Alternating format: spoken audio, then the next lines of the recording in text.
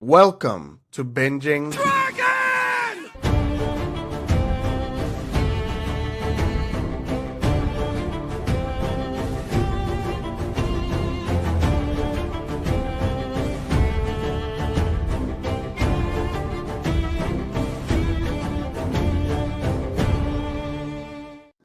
What is going on, mi gente? Welcome back to another episode of Binging Dragons. A very, very special episode, damn it. My name is Ruben, aka Crossroads, and here we have Mark. I think he froze. Can you guys hear me? Yes, I can hear you. Okay, Am I introducing myself now? Yeah, it's your turn. I am Mark from House of Nettles. Sorry for messing up the flow. No, you're fine, man. And now JJ. Hi, Lady Dragon JJ. Thank you for having me. I'm so excited. I've been like counting days. Yes. Awesome folks. And then we have the awesome Kelly. Hi, Kelly, Game of Thrones historian. Thank you for having me. I'm so excited too. Like, I'm fangirling over this. This is so fun. Yes. And then we have, I won't say the name, but Westerocio, damn it. Yeah. Oh no, I'm kind of nervous, so I don't know what to say. But yeah, hello everyone. No, you're good. And then at the end over there, we have the awesome Estella Graves. Hi, yes, thank you so much for including me in this lineup. I am also, for some reason, nervous. Oh, listen. Let's get this going. Listen. Let me put something out there. If you guys are nervous right now, believe me, I'm extra nervous. So I might look a little bit like normal or not, but believe me, I feel the tingles all throughout my body right now. Yeah, I'm just man, super excited, super grateful. There's a lot of awesome people in the chat already. I'm just so grateful to have you all here. I was telling you all before we started, the fact that we are getting to do this is just honestly mind-blowing. And to me, because in so many ways, I admire you guys and what you all do as content creators, as big fans of this incredible world that George created, that ultimately united us, and I hope that this is a friendship that lasts years and years and years. And it just makes me happy. It just makes me happy because also it's a moment to show that the loudest people in the fandom or the weird people, the bad people in the fandom are just the loudest. I keep saying that. And I am certain that it's more of us, the good ones, that make this fandom, good and enjoyable and whatnot. And it starts with like every single one of you. So yeah, I might even by the end, I might even get a little bit emotional, honestly, because yeah, JJ knows. I told her in our episode, she was the one that inspired me to start creating, one of the people that inspired me to create content, and especially Game of Thrones content. And then afterwards, I started finding all of you incredible people, Mark, Kelly, Mike, Westerocio, Estella, and it just went on from there. And man, I'm honored, honestly. So. Yes. Hey, thank you for having us, man. I know you took a lot of work for you to get all these people together. So I just want to say thank you for inviting us on here with you. Mm-hmm. I second that. Yes. Yeah. Third that. Yep. Thank you all, man, for real. And now everyone in the chat, welcome. Some people are saying they cannot see me for some reason. Listen, you're frozen still. Oh, yeah. I'll try to fix that. I just noticed it on YouTube. I have it opened up on my phone. Let me see what's happening here for a second. If not, I'll put my cheap camera. I don't know, maybe if that helps, but I look horrible. No, you guys can't see me. Whatever. It is what it is. You guys can hear me at least. Right, on YouTube, you're right. I can't see you.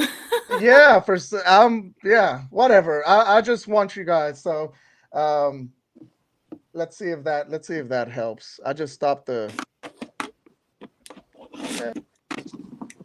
I'm gonna hide and then bring it up again. Sorry guys. That's how the internet works. It wouldn't be a Whatever. podcast session without some technical difficulties. I have yet to exactly. go through one that's smooth, like 100%. Exactly. So whatever. It's usually me My that God. doesn't know what I'm doing. So I don't Take the heat know off what's me. happening. Yeah, I don't know what's happening for some reason. But as long as everyone is able to hear me in the chat, please let me know if you can hear me. And that's honestly all that matters right now. Yeah. Guys, before we get started with the House of the Dragon talk, let me remind you all, this will just be House of the, well, obviously there will be a Song of Ice and Fire talk because of course it's gonna happen. We have just the best. And but mainly it'll be House of the Dragon up to season 2.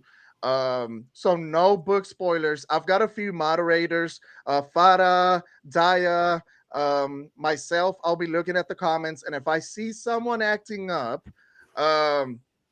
yeah, you're, as I usually say on my live videos, you're going to the dragon pit, and damn it, Vermithor is hungry. As you guys saw. That's so you're going out for real, and obviously be nice. Which so far I don't think anyone has been acting up. It's been all but love, you know. Blockars. Yes, Oh, it's great. Blockadas for sure. Anyways, I will, man, I think now that we have introduced ourselves and whatnot, let's get in. Oh, look who it is. Of course she'll make an appearance every time. It can be a podcast with JJ without the awesome podcast kitty. So let's start. Oh, there you go. Now y'all just showing off. Now y'all just showing off. like I need to go and get mine. Like she's around here somewhere. Oh, look at that. Game of cats right now. Game of cats. I like it. That's awesome. That's awesome. I hate that you guys can't see me because I also have my 2 awesome boys, and but whatever. It is what it is. Damn, man. It kind of sucks, honestly, that I'm not there, but whatever.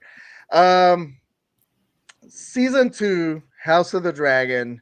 There are a lot of questions that we had also in the email. I just managed to get like 5, but thank you to everyone that sent in questions to the email, because yes, you are all incredible. Some questions do, I will say, included like big time spoilers. So sadly, I don't think we'll get to those, or if we do, JJ has a good answer for one of them whenever we get to that one.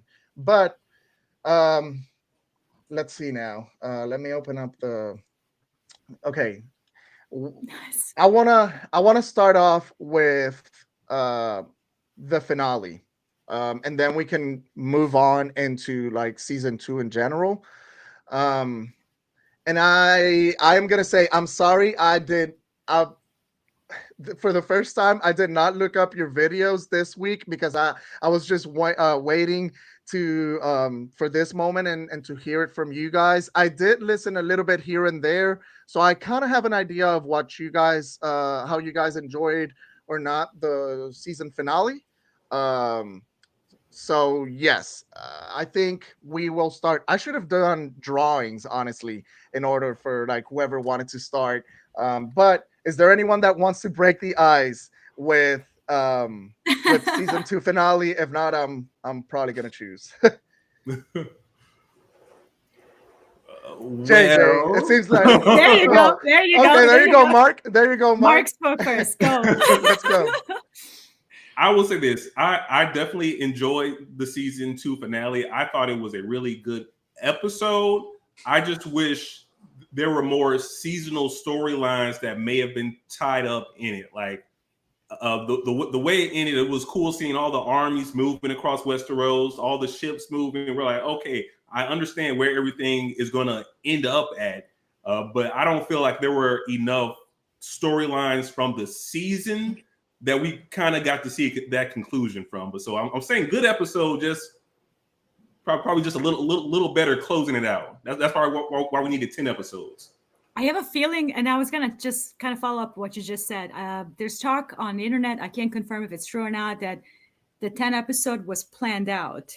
And once the strikes in America started from the SAG-AFTRA, and HBO chopped up essentially 2 episodes out, which is why it feels so quote unquote incomplete. A lot of people felt it was a little like not as big as it could have been. Like when I saw the Gullet movement, it reminded me of Daenerys sailing to Dragonstone for the first time, that kind of like similar season finale vibes. But I understand why people thought this felt more like a penultimate versus a grand season finale, because it felt incomplete due to cutting of episodes. Yeah. So I don't know what the real story is behind it, but when you look at the product as a whole, it kind of makes sense. I don't know if anybody else has thought on that. I had a really good comment that someone left on one of my things the other day, and I just want to read it out to you because it really like stuck with me. This person, Millie97, said, I'm actually super duper excited for season 3. Season 1 is the introduction. Season 2 is character development. Season 3 is the war. And season 4 is the finale. And I really liked how they said that, because that made sense, given that this season has been a lot of character development, a lot of like putting the groundwork in. And now we're kind of on the precipice. And then it sort of segues into season 3. So I liked the season and I liked the finale, but it did feel a little bit like not a full finale, but it does feel like it was part of the groundwork that they were laying. And so I can see when this person said this, I could see all 4 seasons kind of separated up. And I'm like, I think that's where they're going with this. I think anyway, that's my 2 cents anyway. Yeah, I think that's perfect. Westerosi, you were going to say something? No. No, you're fine. Yeah, I can definitely talk about it. Like, I think I made a few TikToks. I said I found the enjoyment from the episode. Like, I could find enjoyment. I can find fun from the episode. But just to regurgitate what everybody else just said, it didn't feel like what I'm saying, it should have been the 10 episode thing. Like, it didn't feel like a finale of finales. It felt like we were expecting a bit more. But like as an episode, as a singular episode, not focusing it on a finale. Yeah. And I think that's where the negative comments come from, is the fact that it was the finale. If that episode was just episode 7, episode 8, whatever, people are like, It was fine. Like, to me, it was almost 10 out of 10. Like, it's such a great setup. Like, a lot of character journeys are tying up. Like, particularly Alan and Corlys Velaryon. Like, that was one of my favorite scenes in the entire episode. Like, it was building so much towards that. But I was so convinced that I've made videos like last year, it's going to end on Gullet battle. Yeah. Like, I was so sure it was headed to Gullet, the actual battle. But halfway through the season, I was like, okay, it's going to end on King's Landing. But then, that's because I thought they were changing the timeline around. But then, obviously, the 8 episodes kind of prevented anything from happening, really. Somebody just asked why they cut Cregan Stark. Why is he there to begin with? Like, right. I'm like, to go to the level of getting the guy in the gear. Like, it wasn't like, they planned it. They had him come down that day, and then cut it after. Honestly, I was sorry to keep interrupting, but like I saw it on Twitter, whatever, X, whatever it's called, and everybody was like, "Oh my God, Cregan Stark," and I was just like, "Why is he here? Why is he there?" Like, I know they but why was it even a thought process in the first place? Do you know what I mean? Like, they were right to cut him, but why film it? Exactly. That's the weird bit. That's it. And that again flies into like 10 versus 8 episodes for season 2. That's exactly what it felt like. Even like Rhaena with Sheep Stealer, it felt incomplete. I have a feeling she claims that dragon in season 2, but they cut it because they trimmed the season from 10 to 8. Right. That's sort of like what it felt like to me. So I wanted to get Estela before we get carried away. Sorry. I get so focused listening to everyone because I think everyone. No. I know. I'm over here. Yeah. Thoughts. I mean, not to regurgitate what everyone else has been saying, but again, yeah, the finale, I thought it was very good. I really enjoyed it. But at the same time, it did feel like a episode 8 or 9. And as we now know, like we were saying, not quite confirmed, but it does seem like there were supposed to be 10 episodes, and the gullet was probably supposed to be this finale. But I like what Kelly said about this season being all about character development, because if you think about it that way, then maybe ending on a big battle wouldn't really make sense for the theming of this season. Yeah. That's my way of coping with it. I really enjoyed the episode, though. I have been working on a little 3-part series on Sharako Lohar, and I really enjoyed her introduction. Loved it. I think did she's too, great. yeah. Me too. Yeah. That's I liked Awesome. her more than Thailand. Like, he was Yeah, like bore off Thailand. Like, I just forgot about her. right? And so I think And we love Thailand, so that was to steal a scene from him. Like, it's crazy. exactly. Yep. And so I've been seeing too a lot of like, you know, complaints or pain points about the character, the introduction, but I think largely it's coming from the fact that, like we were saying, we focused on that versus tying up some of these other loose ends. And I feel like if we had 2 more episodes, people wouldn't feel that way. People wouldn't have those complaints. But I You know. agree. that's how it is. But those are kind of my initial thoughts on that. So That's awesome.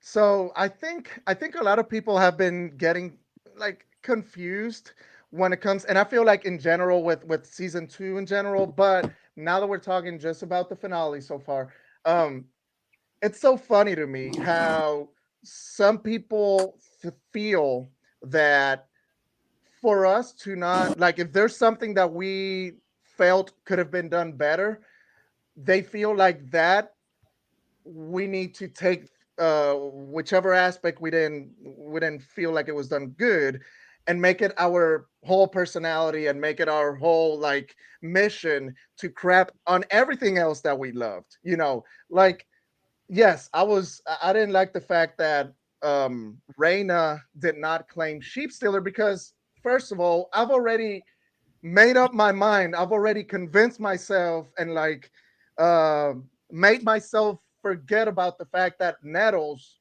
which is one of my absolute favorite characters in Fire and Blood, is not going to be part of the show. So I was like, just get it over with, man. Let's do this. Give me Reina with Sheep Stealer. I love Reina, so whatever. There's ways that I feel like it could work, and then we ultimately did not get it. That was to me like, man, I didn't like that. I feel like it was such a tease, especially with the fact that I've kind of talked about this on my previous live videos, but this season I was astounded by the fact that they went so deep into the whole bonding. People are forgetting that bonding is one of the big aspects of this season. Yes, we got Vagar and Aemond in season 1, but man, what we got with Adam and Sea Smoke was incredible. What we got in the Red Sowing with Vermithor and the Dragon Seeds was absolutely incredible. Creepy, you know, and in terms of, when I say creepy, is like obviously for them because they were just about to become food, most of them. But it was done so good. And then afterwards, freaking Ulf getting Silverwing, which I was just mind blown by the design. I loved it. But yeah, I thought that having Reina claiming Sheep Stealer this season would have been such a good like way to finish off season 2. And make it season 2 like the season where a lot of the big bonds that will change the course of the story big time happened. So yeah, I don't know what you guys think, but sorry to interrupt. I wanted to bring up, did you all see that little clip from Ryan Condal talking about the Reina Nettles Sheep Stealer plot, where people asked him specifically, they said, you know, is Reina getting Nettles plot? And he kind of danced around the question, and he Oh didn't- yeah, I saw that. Yeah. yeah. I saw and a so to quote me- thing, yeah. to me being delusional, I'm like, oh, so maybe that means it's not solidified yet. And if they see the fans want Nettles enough, we'll still maybe get her. Oh, that's Yes. interesting. It's open-ended, isn't it? Like they've left themselves wiggle room if they wanted to change it between now and then. You're right. But I feel like the way I've looked at this season and the things I've really enjoyed is the character development. And I do feel like Oh, Raina yeah. got sort of short shrift. Like we got Yep. some development, but hers is still left on a cliffhanger. And I'm like, I don't want to get all tinfoil hat, but I'm like, why does Raina have like the worst luck? Like nothing's going right for her. She's miserable. She's cold. No one's really like giving her any attention. It's a bit like Yep. Frosty with Jane Aaron. Why did Raina get shit on all season and then it's still open-ended? I kind of feel for her. That's like how I'm kind of thinking about that. And I wonder if they are deliberately giving themselves space to change their minds or to do something else. I'm not sure, but it does feel like a bit of a cop out for Raina, you know. But it does make me wonder though, like if it's let's just hypothetically, no spoilers and anything like that. Hypothetically, they leave room for Nettles to come back be introduced in season 3. Like, but the way they sort of framed Raina and Sheepstealer, like this is the goal for the character. This is endgame for the character. Yep. So you introduce Nettles, then what's the plan for Raina? Do you know what I mean? Yep. Like, It's muddying the waters because you've got it's two correct. distinctive characters, and now it's like, what is this that we're doing? It's like what is this thing? Do you know what I mean? Like, do you give does her a that gray make ghost? Do you give her gray ghost? Do you have her hatch an egg? Mhm. What do you do? Yeah. Like, if you were gonna go with Nettles in season 3 and have her like pop up out of behind Sheepstealer, like, hey, it's my dragon. I can totally see that, and I think it would be kind of a fun little thing. But I'm curious what they will do with Raina if they opt out for Nettles to include her in season 3. Yeah, would they go with more of the book plot for her if they decide not to go that route? I can see them just, what happens to her in the book. Maybe that happens, and maybe we just get a little less of her instead of her riding Sheepstealer. Because I still got my fingers crossed on Nettles. We got like 4 months for us to all convince them to put Nettles in the show. Exactly. Tweet hard. Just kidding. Yeah, I think that, can you guys hear me, by the way? I don't see Yeah, the we can hear little yellow. Okay, cool. So I have, and JJ, you kind of mentioned it right now with the whole gray ghost stuff. I have a cool theory, which I will only, the way I will tell you guys will be a little bit obviously, because it could include spoilers. I'm going to be really careful with it. But for those of you that know about Fire and Blood, you know about Grey Ghost, which JJ just mentioned. What if, whenever the whole thing with that moment, that scene that we got with Sheepstealer and Raina, which to me it's freaking funny. It was such a funny scene because Sheepstealer is over there just munching on his food, and all of a sudden looks up and is like, "What the hell are you doing up there? Get out of here!" My I think it that way. lunchtime. Yes, exactly. It's like, go, shoot. But what if at that moment, it turns out that yes, Nettles in fact is part of the show, and it turns out that Sheepstealer, she's bonded with Sheepstealer, but then she teaches Raina another way, because we all know how Nettles managed to bond with Sheepstealer. She teaches Raina, who has been struggling to bond with a dragon, how Interesting. she could use, the form of feeding the dragon certain things. And as we know, Grey Ghost is a dragon that loves fish. And I'll leave it at that. Who knows? And ultimately, and ultimately, we know something that happens to Grey Ghost later on, which I'm not going to spoil again. For those of you, I'm talking right now to everyone that has read Fire and Blood, which it seems in the chat is a lot of people, but still, something happens to Grey Ghost, which, if we think about it, it would lead into Raina not having a dragon again, and ultimately getting what we got in Fire and Blood, which is mourning. And I'll leave it at that. I don't know what you guys think. Maybe it's stupid. Maybe, I don't know. Hey, anything is possible. Anything Hey. can happen. I was literally. Yeah, There are I've no been thinking rules, about that. really. And I will say too, I know like one of the questions got a little spoilery and we weren't really going to talk about it. I think it was regarding Moonbeam. I'm really bad with the dragon names. Morning. Yeah, Um, Moon Dancer. no, is it Morning. the Morning? little blue dragon that we see Reyna with at the Veil? What is that? Oh, Oh, Stormcloud. Stormcloud. Stormcloud. Yeah. Yes, thank Yeah. you, Stormcloud. Because isn't Stormcloud supposed to be bigger in Fire and Blood to do Mhm, certain mhm. things? So if Yeah. Stormcloud is not big enough to do those things that I'm alluding to, maybe it'll have to be either Sheep Stealer or Grey Ghost Mhm. Mm. Mm-hmm. Oh man. to take those certain actions that that dragon will need to do. HBO, if you're not in the chat right now, I need you to pop in. Because that's one of the things I had to one of the questions that I think we're not going to do, but like, how are they going to? How are they gonna do that? Yeah, because what's it? Stormcloud is so small. I'm like, I don't know how it's possible to do anything. I didn't know how that was Right. going to work. So I agree. I agree. That was Yeah. a chicken, not a dragon. That was tiny. Like literally. What did Jane Arden say? Like, it's as big as my hound dog. That is, my hound dogs are bigger.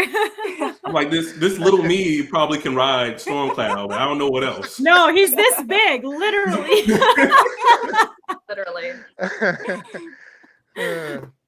Wes, Mike, were you gonna say something? I saw you. I'm just laughing. I'm just enjoying my time. Oh, okay.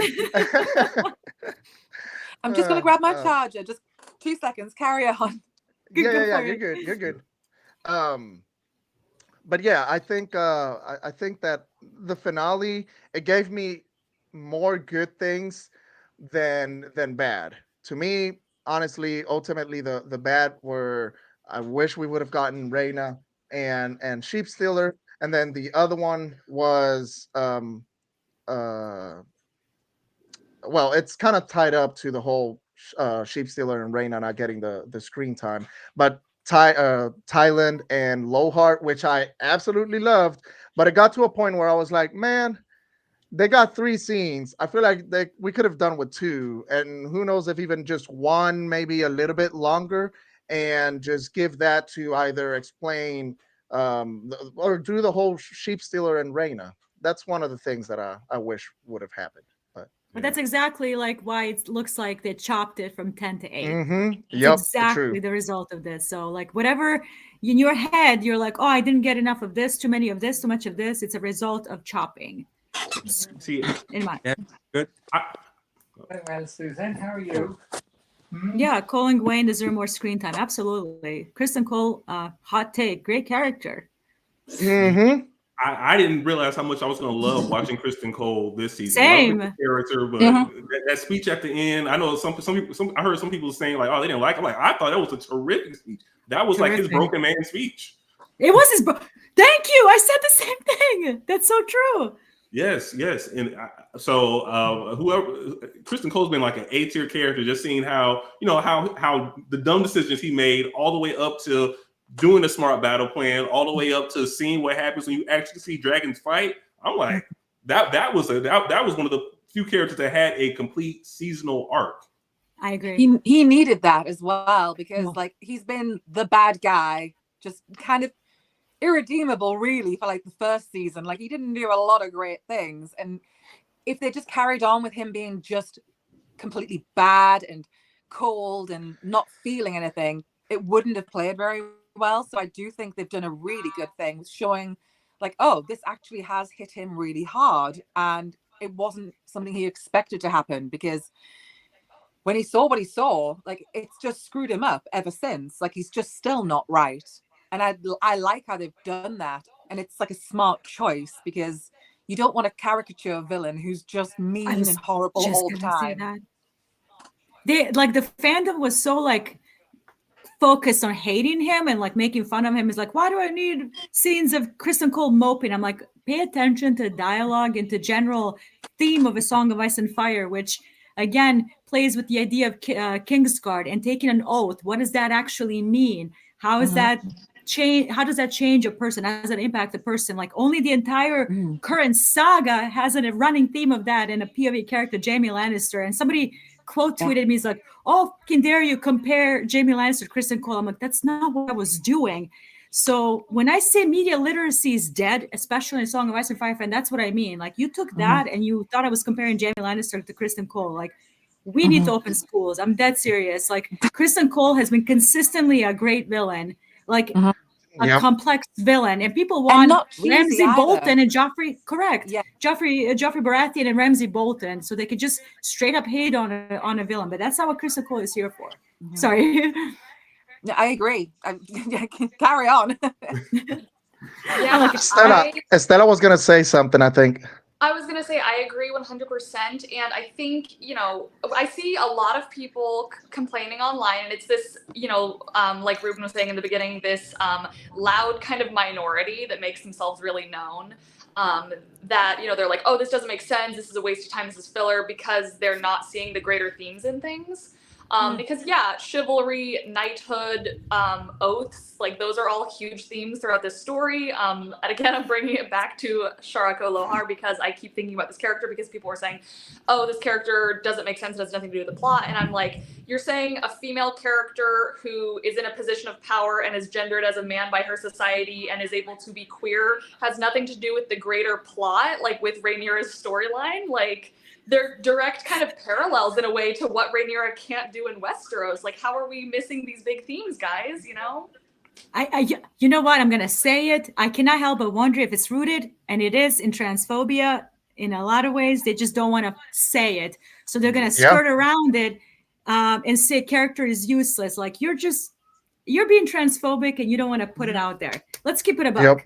Because, but also it's people want to hate on Cole because they just want to hate him. Like, no, you can hate him, he's a villain, but his story does have thematic merit. Like, his story, all of them do, in a grand scheme of things. When you look at each character, the Hall brothers, Kristen Cole and Gwen Hightower, even Alicent and Rhaenyra, everything has a purpose behind. Even Daemon, and the thing is, people have no patience. None whatsoever. Like, these storylines have yet to pay off at the finale, because that's how television works. Yes, that is so true. I think. Sorry, go ahead. No. I was just about to say, now that JJ was mentioning other characters that are supposed to be hated, and people feel get so blinded by the fact that, oh, I can only hate this person but not understand them. And Kelly, when we got together on the pod before, we talked about how you love and I love as well. I think you said opening the bonnet of the car. I think that's the way. And opening the hood and looking underneath. Yeah. And I like that. Peeling back the layers, as it were. Exactly. And I absolutely love doing that. And in my case, it was, and I know someone asked it on the email questions, which we'll go to that soon.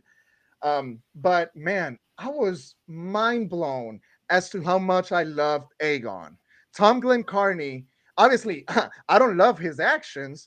He's done really, really bad things, but Tom Glencarney managed to portray that character in ways that I honestly didn't think were possible. I was ready to hate on Aegon, absolutely hate on Aegon. And man, a lot of times I just felt bad for him. He gave me some of the most touching moments, which we can talk about, with the booping moment with between him and Sunfire. Man, I don't know. It's incredible. And the sad thing is that a lot of people are just so focused on hating instead of understanding the characters. And you don't have to support let me see if some people can understand. You can understand where a character comes from, but you don't have to support that. It doesn't turn you into a villain or into the person. But Ruben, just the fact that you have to give that disclaimer out as if you're talking to children. Oh, absolutely. That's the problem. Is now every time I say I love Tywin Lannister, literally a top tier character in the Song of Ice and Fire. He's a great character. So is Stannis. So is Robert Baratheon. They all have they're great characters.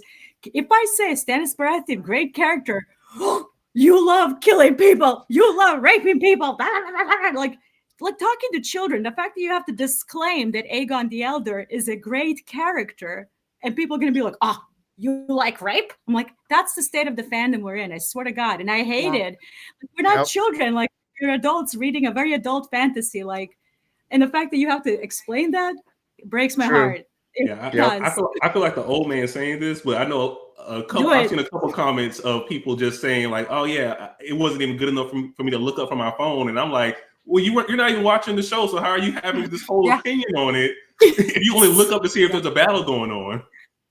You're like, a lot of people are like tweeting while watching. Like, put down the phone and pay attention to the dialogue. Like, my God, what are we, kids? I feel like people are cutting their noses off to spite their face. Like, they're not giving any characters like the benefit of the doubt. They're jumping the gun, and it's like, I feel like we all probably agree on this. Like, I can't think of any character that is not like good and bad. Like, I hate to say morally gray, but like every single character is written in a way where you can understand why they are the way they are. It's not all bad things. They're not. We've learned over the years not to write anyone off, because you never know, you know, the other side of the coin, and people are just jumping the gun and going, I could never like X, Y, and Z without giving themselves a chance. And especially, as you say, on a as yet unfinished show, there's still a lot more to come. And people are like, judge, jury, executioner, like people like Kristen Cole or Damon or a variety of characters. Sometimes people just write them off without giving them a chance. And it's like, one of the things I always like say, like if I could give anyone advice, is never write anyone off, because you will be surprised, because everyone has different sides to their character. I think the only person who I really do struggle with is probably Ramsay Bolton. Ramsay Bolton. He doesn't have a lot going in his favor, but even still, I can't say he was entirely awful, like 99% awful, but there is still 1% where I maybe give him a teeny benefit of the doubt, because I don't want to be proven wrong for having not considered all of this character's storylines, arc, everything that makes them who they are. Does that make sense? No, it does. And some characters, I think, like Ramsay Bolton, I'm going to use them, or Joffrey Baratheon, I'm going to say, they're written in a specific way to take your ire. You may feel some ire, let's say, for Jaime Lannister, introduced as a sister forker who tries to kill a 7-year-old. Like, in your head, when you put it like that, it's just crazy. But you know, like, when you're reading the book and you read that and you're like, what the hell? Like, and then as the books progress, he becomes literally one of the most compelling points of view in the entire saga. So it's like you said, you have to give benefit of a doubt each, particularly a POV character. Always trust the POV. Yeah. Maybe Ramsay Bolton and Joffrey Baratheon and Joffrey Baratheon is a child as well. Let's keep it a buck too. Like, they are specifically written to be really evil, not even gray, in my opinion. I don't know. Like, they're the ones that are supposed to take on your ire. Oh no, what happened? Ruben? Something. What's going on? Oh, okay. We lost him. Oh no. Well, I are think, we all disappearing? Yeah, I think we all might be kicked out.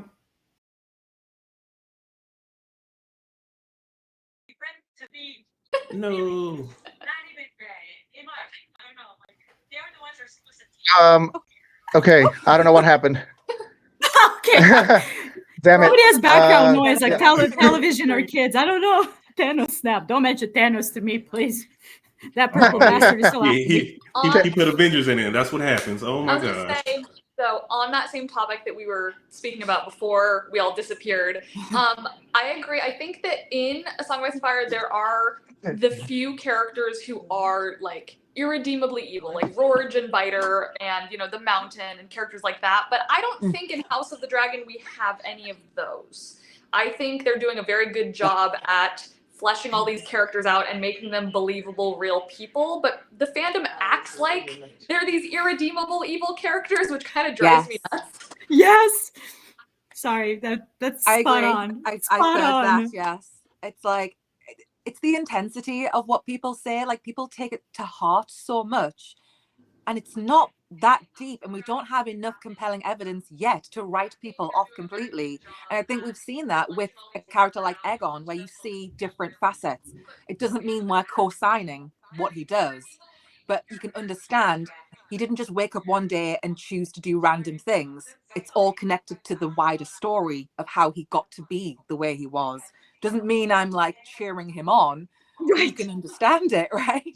And that's the thing. Like, people just get too ahead of themselves and they think, oh, they take something and then they convolute it into something else. Like, oh, you meant this. And I'm like, no, I did not. If I meant that, I would have said that. You know? They wanted Kristen Cole to be Ramsay Bolton, and that's not happening. And there's not even enough evidence, even Fire and Blood, to suggest that he's Ramsay Bolton equivalent. And again, you're gonna hear us use Ramsay Bolton a lot because he's an archetype of like really sadistic evil. Yeah. Really Like, if we're going to write sadistic evil. anyone off, he's probably the one. Like, there's not a lot of redemption there, but I think there's like still like that tiny grain. You never quite know, but that window is like shutting quickly. Like, like tiny. Uh-oh. We're having a bunch of technical difficulties. Oh, stop. I swear to God, I feel like Alice Rivers is trying to mess our podcast episode. Alice, leave right now. we keep coming back though, so I'm like, okay, I'm not touching anything. It's okay. Yeah. Don't. Okay. Every time it's pushing us out for some reason. I just disconnected my phone from the Wi-Fi. I don't think that's the problem, but I think it just takes us back to that little lobby. I think you guys might be able to see it on your left, and I can bring you all back, or bring us all back. So yeah, I'm technically the Tony Stark right now. I get to snap all of us back. But yeah, I'm sorry. What were you saying? Kelly, we're just talking about the characters not being written off completely, especially not in House of the Dragon. There is no Ramsay Boltons in House of the Dragon. So. Yeah, exactly. No, people none get yet. ahead of themselves. Correct. JJ, I was gonna. You said the other day. I think it was on the pod. It might have been on the podcast with Salam Nerds. Was it? Yes, love those guys. Which they're awesome. So you mentioned something that it was great, and you said that this season felt to you like a feast for crows. And I thought it was great for you to say that, because I had just finished a few days before the finale for season 2. I had just finished Feast, and man, I can totally see it. Yeah, I don't know if you wanted to. I meant to ask you if there's a way for you to expand on that a little bit more. But if not, it's okay. I mean, oh God, I could go into heavy detail about that. No, you're fine. I don't want to take up time from House of the Dragon talk about Feast for Crows. It's an underrated Game of Thrones book. That's all I'm going to say. Thank you. I kept saying the same thing. Well, I thought it's a good time right now because I feel like with the season 2 finale talk, it kind of led into the season 2 general thoughts talk, and I've got the questions right here. So if you guys are ready for that? Sure. Oh, yeah. Awesome. Cool. Okay. So, like I said, thank you to everyone that sent in questions. You guys are incredible. There were a lot of really good questions. Sadly, some of them included big time spoilers, so we won't be able to bring them up. But yes, well, we sort of brought it up with the Stormcloud stuff. But yeah, the first question that I have here is from Sith Warrior Chick. That's a pretty cool name. And says, "Hey there, I'm really enjoying all the creators on today's stream. Keep up the great work. Thank you so much. I appreciate that. Because at the end of the day, this is all supposed to be fun for everyone in the fandom." I just love the fact that they started the question or their questions with that remark. And I appreciate you so much. So the first question was, this series as a whole is a tragedy, but there are nuggets of humor thrown in once in a while by the characters. What was your favorite comedic moment of season 2? Oh my God, there were some really good ones. So, Westerosio, starting with you. Oh wait, I can't hear you.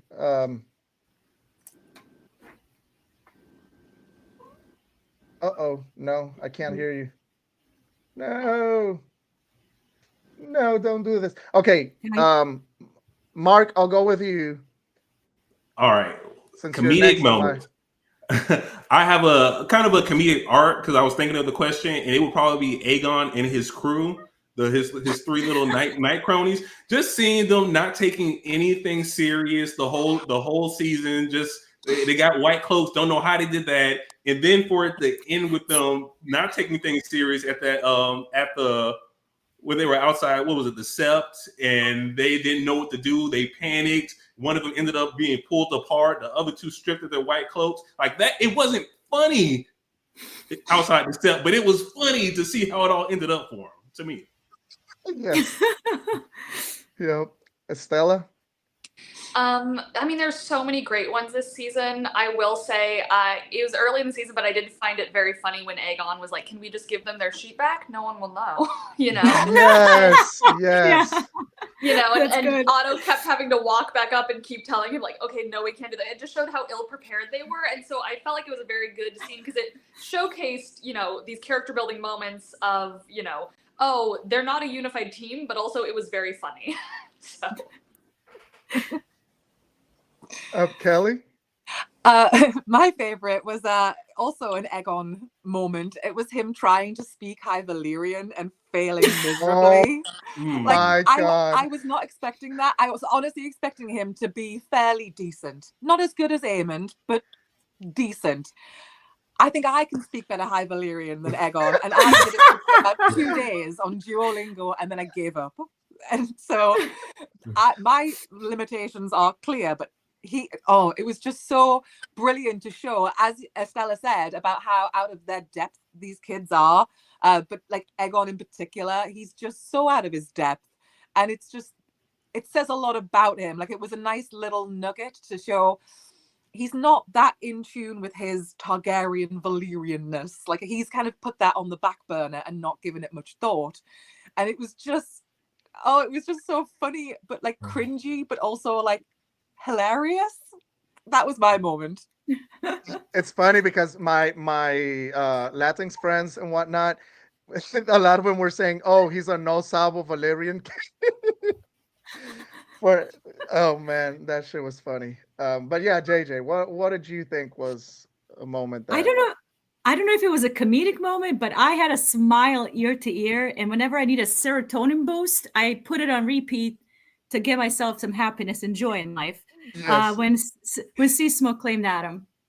Oh my God. It was cute. It was kind of funny too, because the way he was like stalking him, like flirting with him, dancing with him, like you knew he was like targeting him from like earlier episodes because he was flying above his head when he was collecting stuff. It was on like the a beach. giant sand play pit. Like, he was correct. having He was having fun. Like, he wanted him, and he like went after him. And my favorite part, poor Adam, he's running through the forest and he trips and he falls, and he's like, I might be safe. The trees are kind of guarding him, and the Seasmoke just like drifts like one of those cats on a smooth floor when it's running away from things. And, like, the back legs are like, I was crying. And seriously, every time I need serotonin boost, I just watch Seasmoke claim Adam. It is probably my favorite moment, number one of the entire season. It is so good.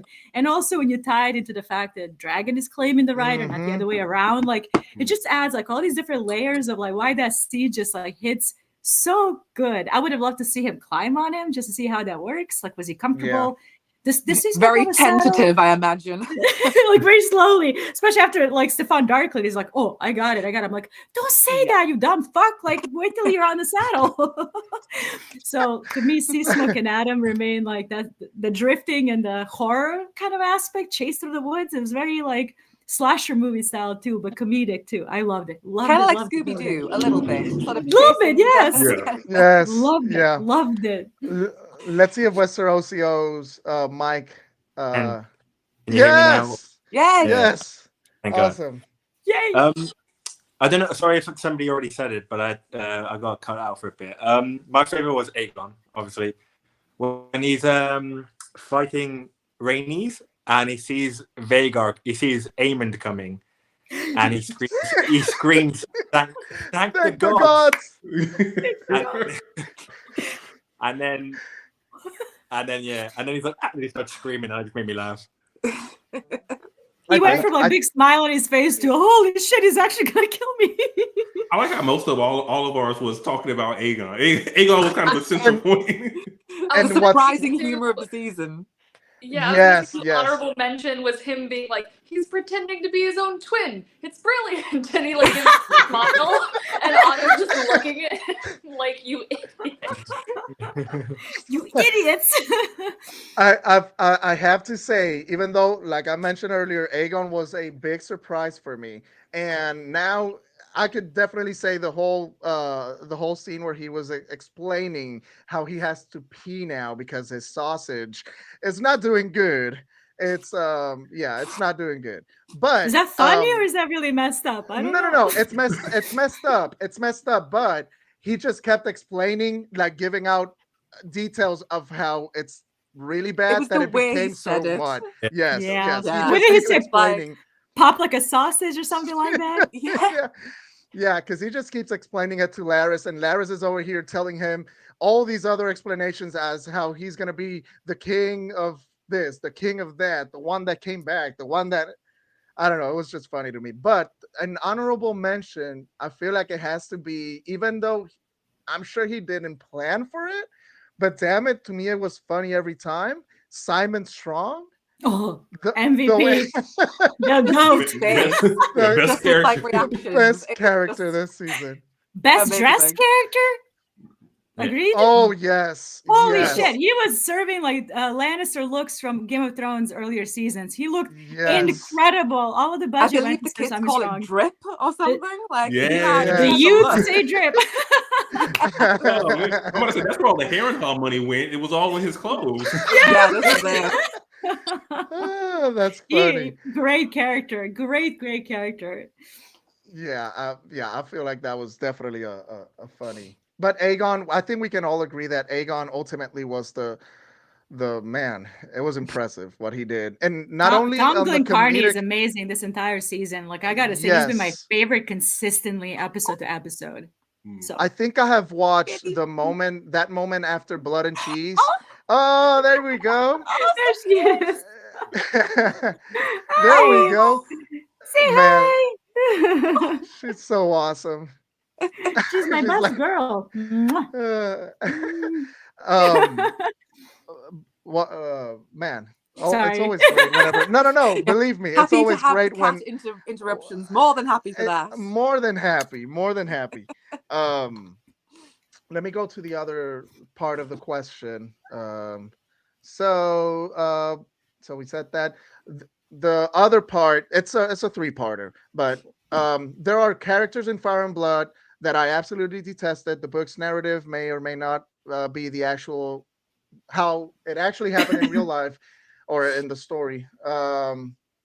Were there any characters portrayed in the show that made you understand them better, change your opinion of them?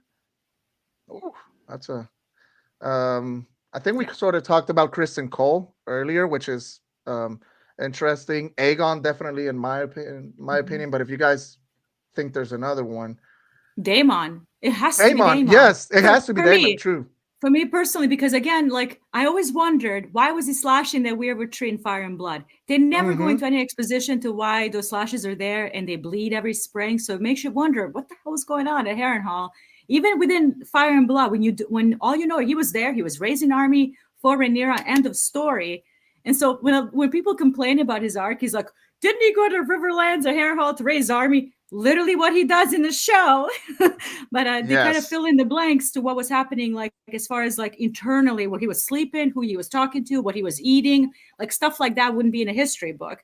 So I always, to me, the way they tied his fate into the Weirwoods and the prophecy, how things are going to play out for the future, I see what they're doing, kind of without spoilers, but also like it recontextualizes Fire and Blood as far as the tree, because him slashing a tree has always been a source of mystery for me. Why slash the tree? So I think we kind of can gauge why. To me, Daemon, like, yeah, did it go on a little too long? Did I want to see son have sex with his mother? No. Could I have done it differently?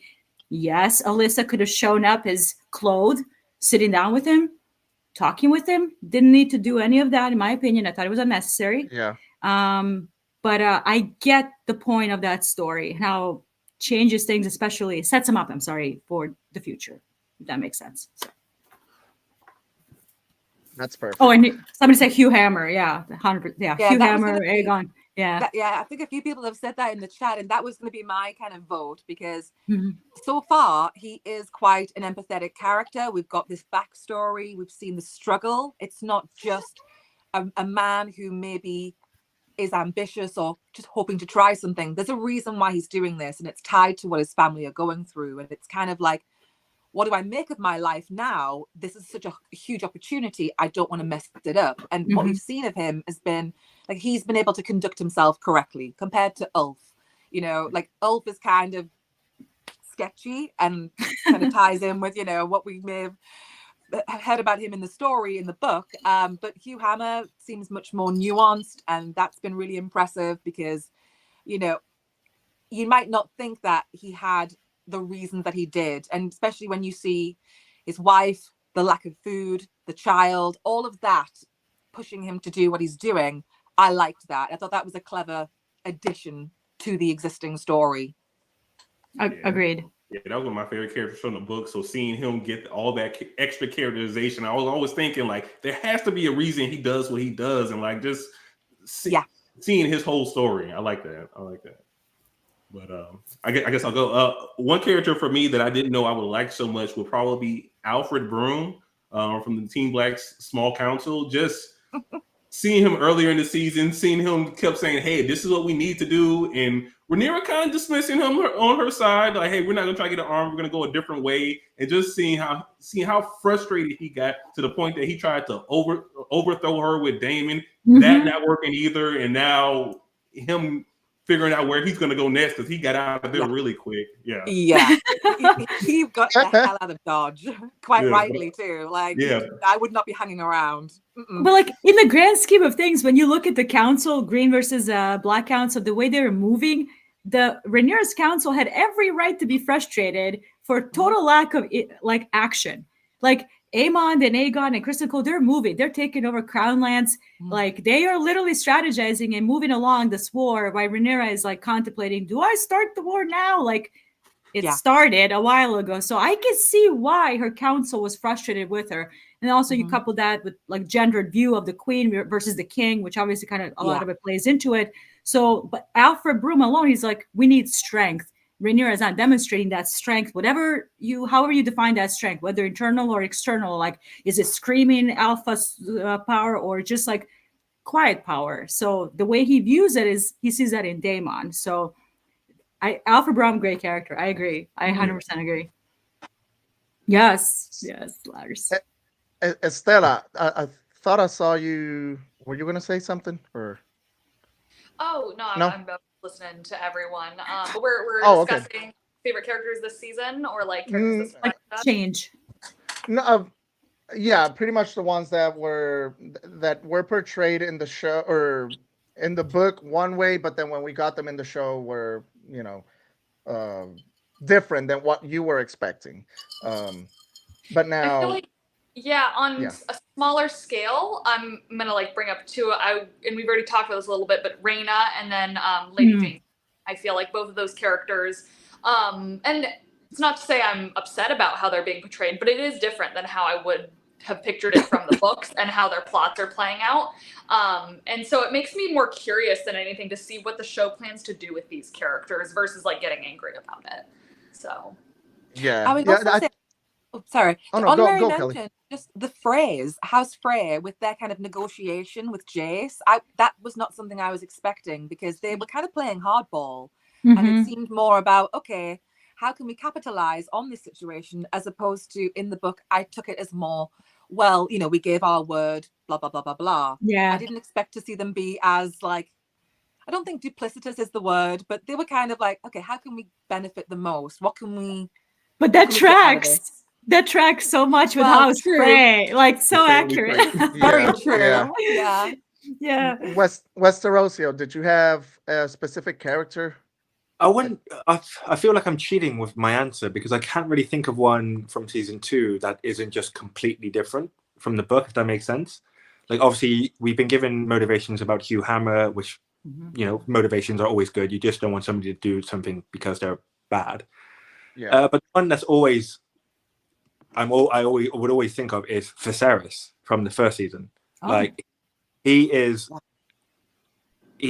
his character from the book to his character from the show is significantly better, in my opinion, in every aspect.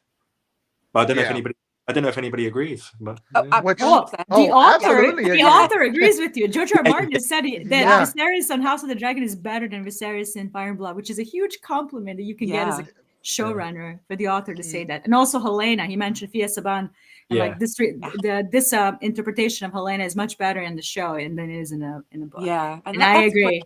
I mean, talk about a compliment. Like, for the own author to say you took it above and beyond. I mean, that is just like, that's the goal. Ultimate. That's the goal right there. Yeah. So the next question says, who was your favorite, pretty much, I'm paraphrasing right now, but which one was your favorite character from Team Black or Team Green? From each, or like one each, from from both? each. Oh, I'm sorry. One for each. Okay, this is going to sound okay. My favorite character from Team Green is Aemond, because he's the only one that's actually trying to do what Team Green should be doing. Does that make sense? No, it does. Like, total sense. Team Green should be trying to win the war. Both sides should be trying to win the war. And it seems like Aemond, I understand why they threw it in, but with Kristen Cole and Alicent, their relationship this season, I'm the biggest fan. Otto Hightower, I like Otto Hightower, but Aemond, I feel like he's just actually that's all he can focus on is winning the war, and that's what I want the character to do. If that, yeah, so that's why. Yes, that definitely feels true to his character. Like even going from the book, like, okay, hey, he's a single track mind. This is what we need to do. This is we're gonna go win the war. There's no side quest for us. Yeah, exactly. Yeah, no, spot on. My favorite character from Team Black. Is it cliche? I'm not going to go cliche, because in season 2, my favorite character from Team Black has been Jace, and I'm so surprised. I'm so surprised I said that, because I made a TikTok. I said in season 1, I'm not going to lie, he was kind of boring. I know he didn't have a lot of stuff to do, but in season 2, again, similar to Aemond, he's not the only one, but like, he's so focused on what is the goal, and I don't know, I like that. I'm right there with you. Yeah. Anyone else wanted to add? I'll go with mine. I was gonna say Jace would be one of mine as well, but I also really like Baela. I feel like she's just got her head screwed on so right, and it's like she's really comfortable in her skin, in who she is, which is interesting when you pair her with Jace and how uncomfortable he is in his skin, and I just feel like she's got the right mindset. Like, she didn't accept what Corlys was offering, because she's like, I'm good, and she understands that there is a war to be won, and she's happy to participate, but also she has a conscience too, and that just kind of brings her back down to earth. Like, she's asking, like, are we going after innocence here? Like, at least she asked the question, and I like that Baela was thoughtful like that. So Baela is my vote for Team Black. For Team Green, I don't want to say Aemond because it's already been said. I'm going to go with Larys Strong, just because I find what he's doing so interesting. And I feel like it could have been like a character that maybe I wouldn't like, but I'm on the edge of my seat to see what sneakiness he does next. And I feel like he is playing the game just in a different way. It's maybe not necessarily going to work out very well in the end. I don't know if he's like on the right path here.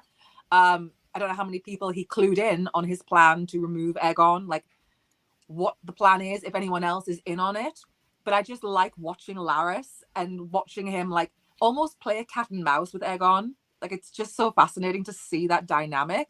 So yeah, he would be my vote for Team Green. Like, I was surprised to find myself so endeared to watching what he was doing and getting up to, because he's always scheming. Adding that to Larys, like, I know it's probably due to the actor, but there's such sincerity in how Larys is acting, which is obviously, when you think about Baelish and all the like chess piece movers, you think, oh, they're not very sincere. But Larys, when he's talking to Aegon, and obviously he mentions like being Disabled, different. yeah. Like you can feel the sincerity, and it's almost like I believe him. I think he does want the best for Aegon. You get that feeling.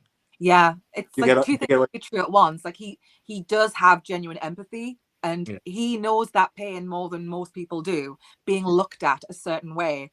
But at the same time, he's sort of counteracting that with his own schemes, and it's sort of like Laris is kind of having to work out what he does next because he has different motivations that are happening at the same time. And it kind of goes in with like the last question of like being surprised by a character. I wasn't expecting to be as surprised as I was by Laris showing that empathy, because it did seem real when he was talking to Aegon. It's just he also has an agenda at the same time. But that's what makes it so interesting, because you don't know what side is going to win the day. Like, will he do this with Aegon like for Aegon's benefit, so it's better for him, or is it just part of a larger Laris strategy? That's interesting to me. Yeah.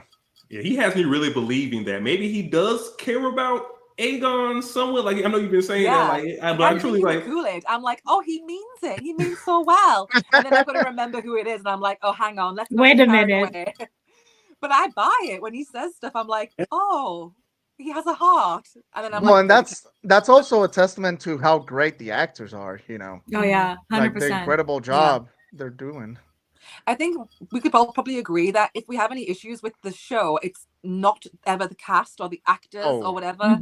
Like they are working off what they are given. So if we ever have critiques, it tends to be about the way that a scene is written or something like that. It's never the actors. Like they kind of like they cop a lot of like the blame. Like it seems like people who are not fans take it out on the actors when really they're just working with what they're given and they have to follow the script. Like they always knock it out of the park.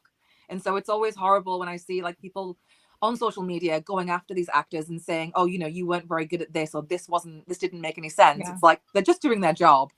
It's like maybe more of a writer issue than the actors, because everyone, there's nobody who is like the weakest link. Everyone is just spot on. even the child actors. Even the child act and the HBO. I mean, I'm sorry, the comment previous, like HBO has never like really fumbled on their casting. Like they've done an incredible job of picking out really great actors, a lot of unknowns, a lot of theater actors. Like I think they know how to cast pretty well. So if the issue is with the character, look at the script, look at the dialogue it was given, look at the way they were directed. It all comes down to that, never the person. So like Fabian Frankel, like having to shut down his account. Like that's insane. That is chronically online insane behavior. Get a job, leave her alone. Like what the fuck are you doing? What are we doing? None of this is real. It's a show with dragons. Like, people are so weird about stuff. He's probably like, what did I sign up for? Because like this is, he's an actor, a working actor, and like until this point, I don't think he's ever experienced this kind of vitriol. And it's like, what have I signed up for?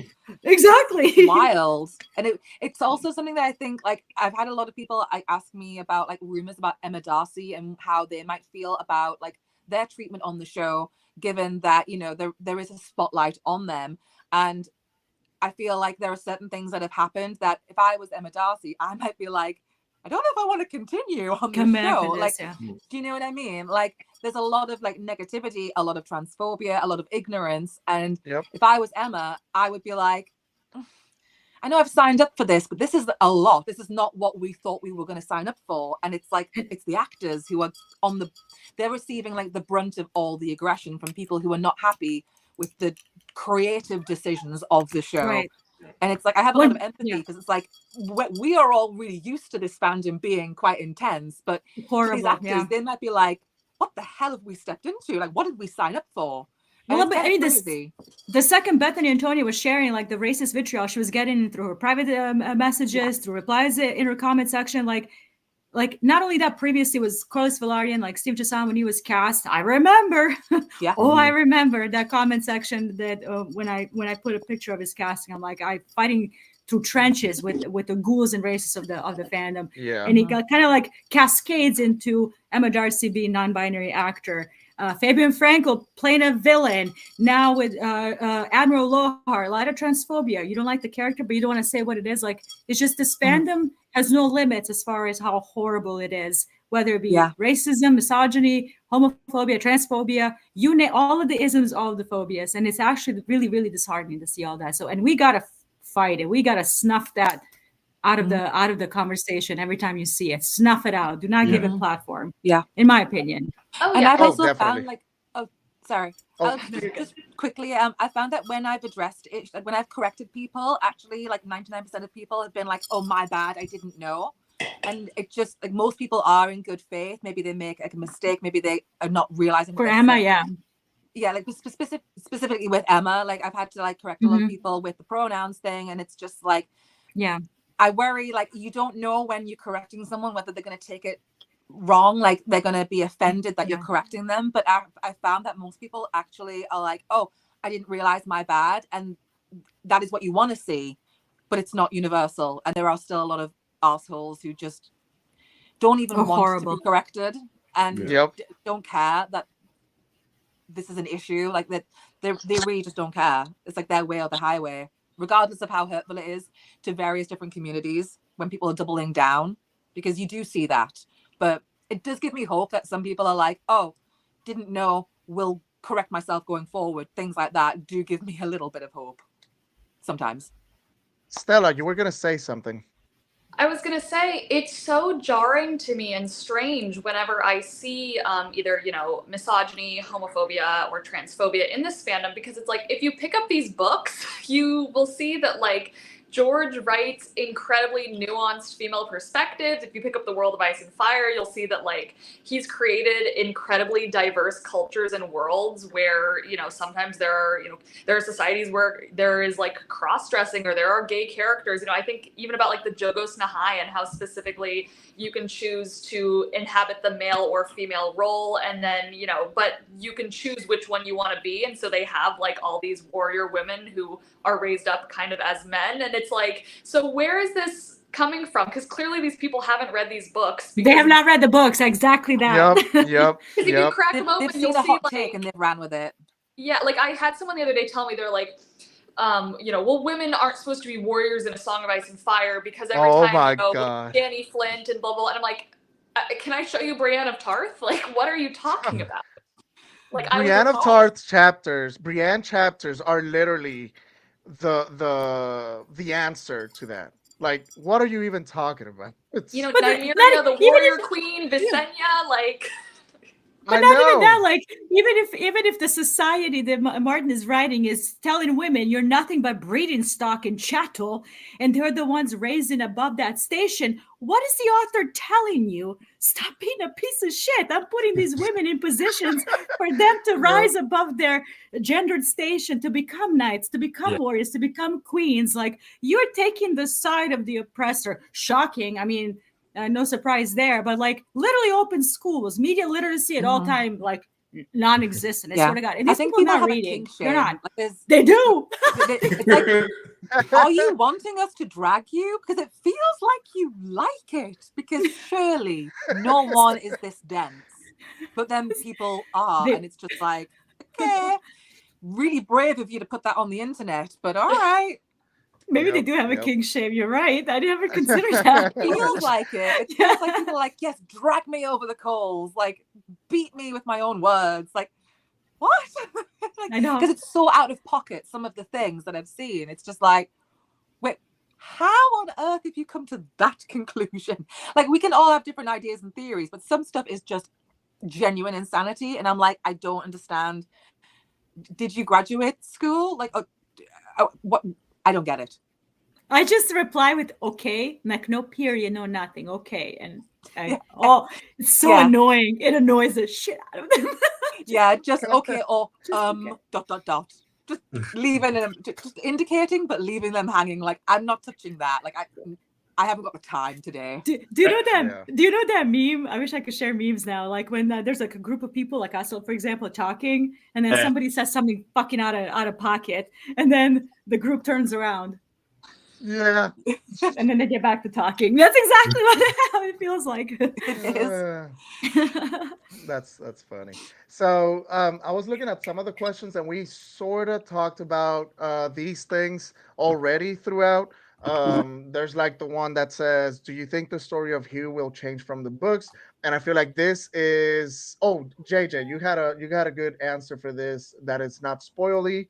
But the question finishes up with, "As it is right now, I don't think it would make sense for what he does or whatever."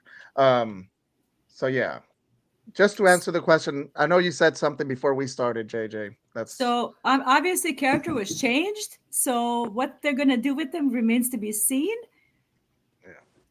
Yeah. That's all I can tell you. And I implore people not to get preemptively outraged. Wait for Yeah. the arc to play out because character was changed. He was on Dragonstone at King's Landing, but whatever. So that Yep. changed. Like same with Alison Hightower. Like episode 1, season 1, she's Rhaenyra's age.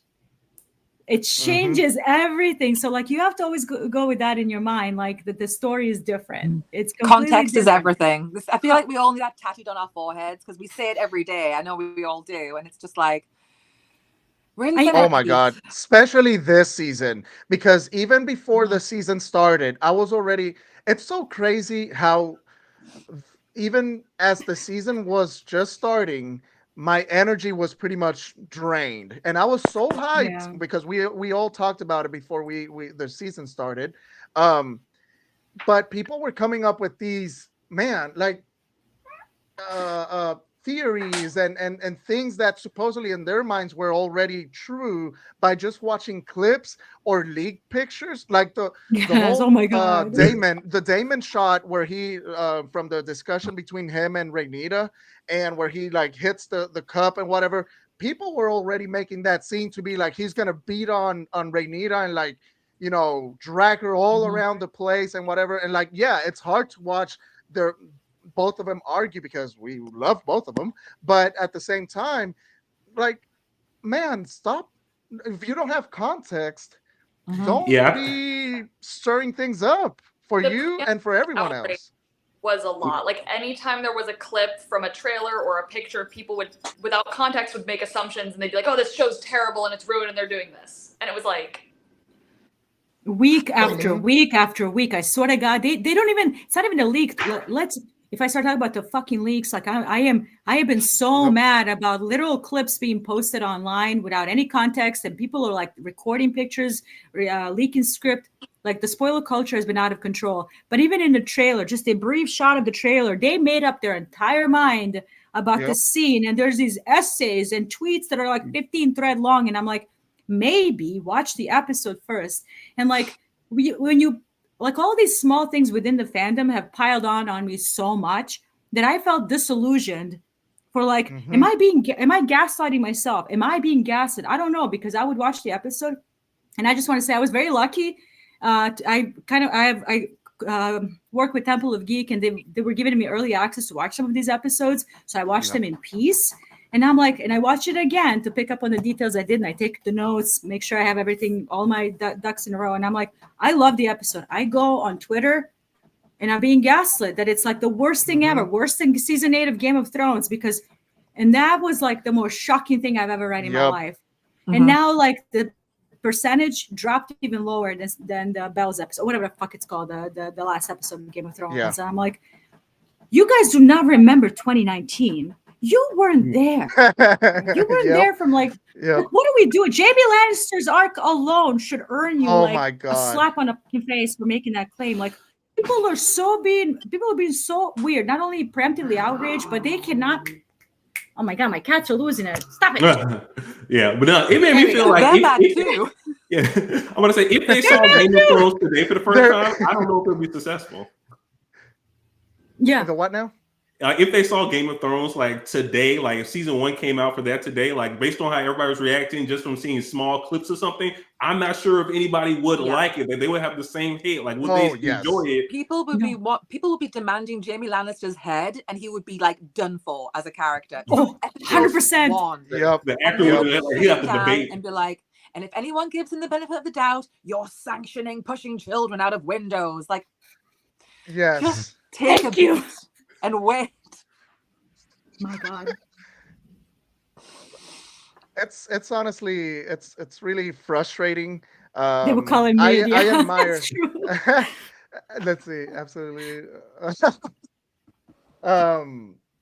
Honestly, I gotta say, a lot of like, man, like, how do you say, big time praise for Kelly, Game of Thrones historian, Westeroso, and JJ. You sort of were also doing weekly recaps and whatnot. Mark, I know you were doing. Estella, we sort of talked about it one day on text message or whatever, and like in my case, I just felt like my whole energy was taken from me. So I admire you guys, like Westeroso, Mark, and Kelly. Like you guys powered through it and just made a lot of awesome content. It was like being that- Bear Grylls, just crawling through the mud, and I was like, I will do that. No, In I admire spite of all the of you. I haters. swear to God. It that was you were mainly able out to of wait for spite. that. Honestly, I was like, I am not letting these fuckers ruin this for me. I Yeah, will yeah. continue to speak. And you know what? I'm going to do it more and harder.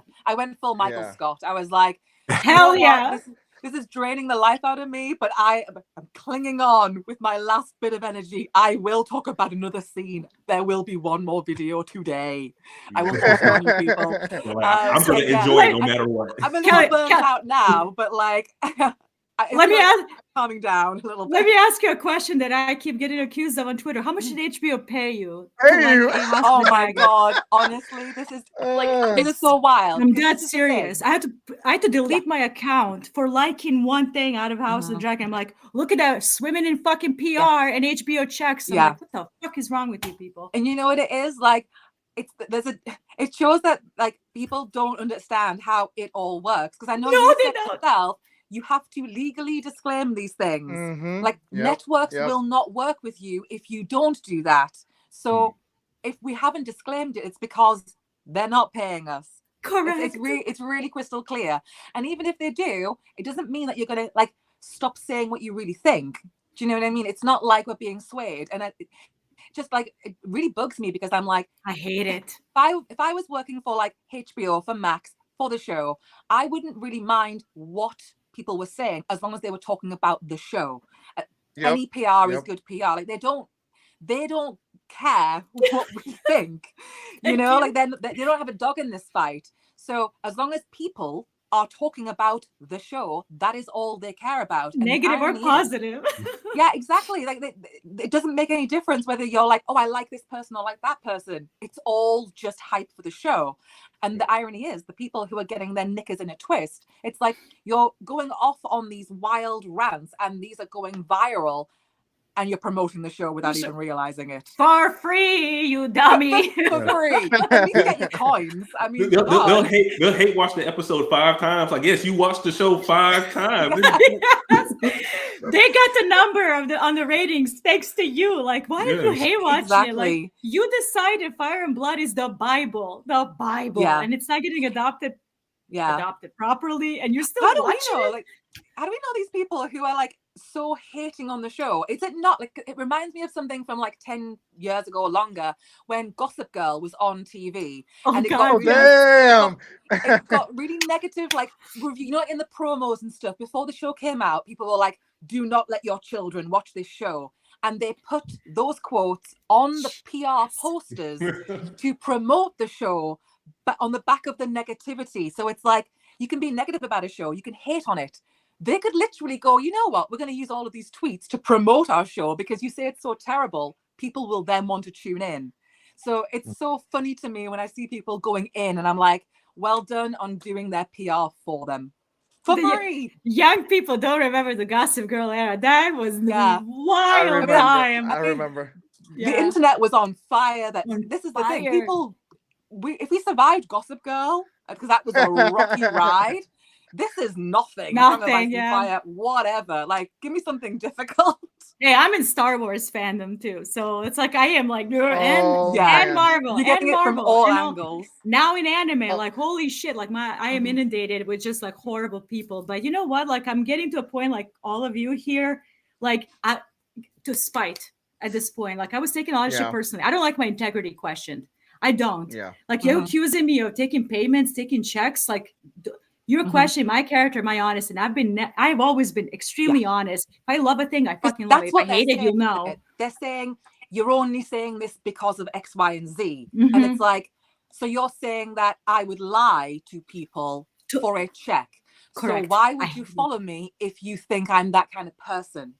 Do you know what I mean? Yeah, it's from Yep. followers too. Yep. Like I hate it. Like my bully me like a normal person. Just call me ugly and a bitch and a cunt. Yeah. I'll take it. Nothing phases You know me. what? I'm sure people have questioned Don't behind question my back. character. I've been really lucky. I've not seen anyone say anything bad about me to my face. I'm sure that they are talking shit about me, but I'm like, Oh, they Like, when I go- subtweet. They'll never tell you in your Oh, face. yeah. You're getting Well, it's like- subtweeted. I feel really bad because I'm sure there's a lot of people who like will quote tweet something and it'll be really nice, and it's like I low-key don't click on them because I don't want to see the negative stuff. So Oh, I live yeah. in Never total check the ignorance. quote tweets. Never check the quote tweets. Never, I never do, and I'm like, I feel bad because I'm sure there's like some really nice comments, and I'm just like, I know. I'm not going to pull at that thread. Hell no, I'm preserving my sanity. I like my little bubble. I do love not penetrate my little bubble because I've done that thing where you look and you see all the nasty stuff, and I'm like, oh What, hell what, no. what? Literally, Yeah. I'm like, what the hell have I stumbled into? Like there was a huge drama like a while ago where someone, I know you spoke on it, JJ, where that person took my video out of context. Oh. Screen recorded it, Mhm. put it on Twitter. Yep. It was a whole thing.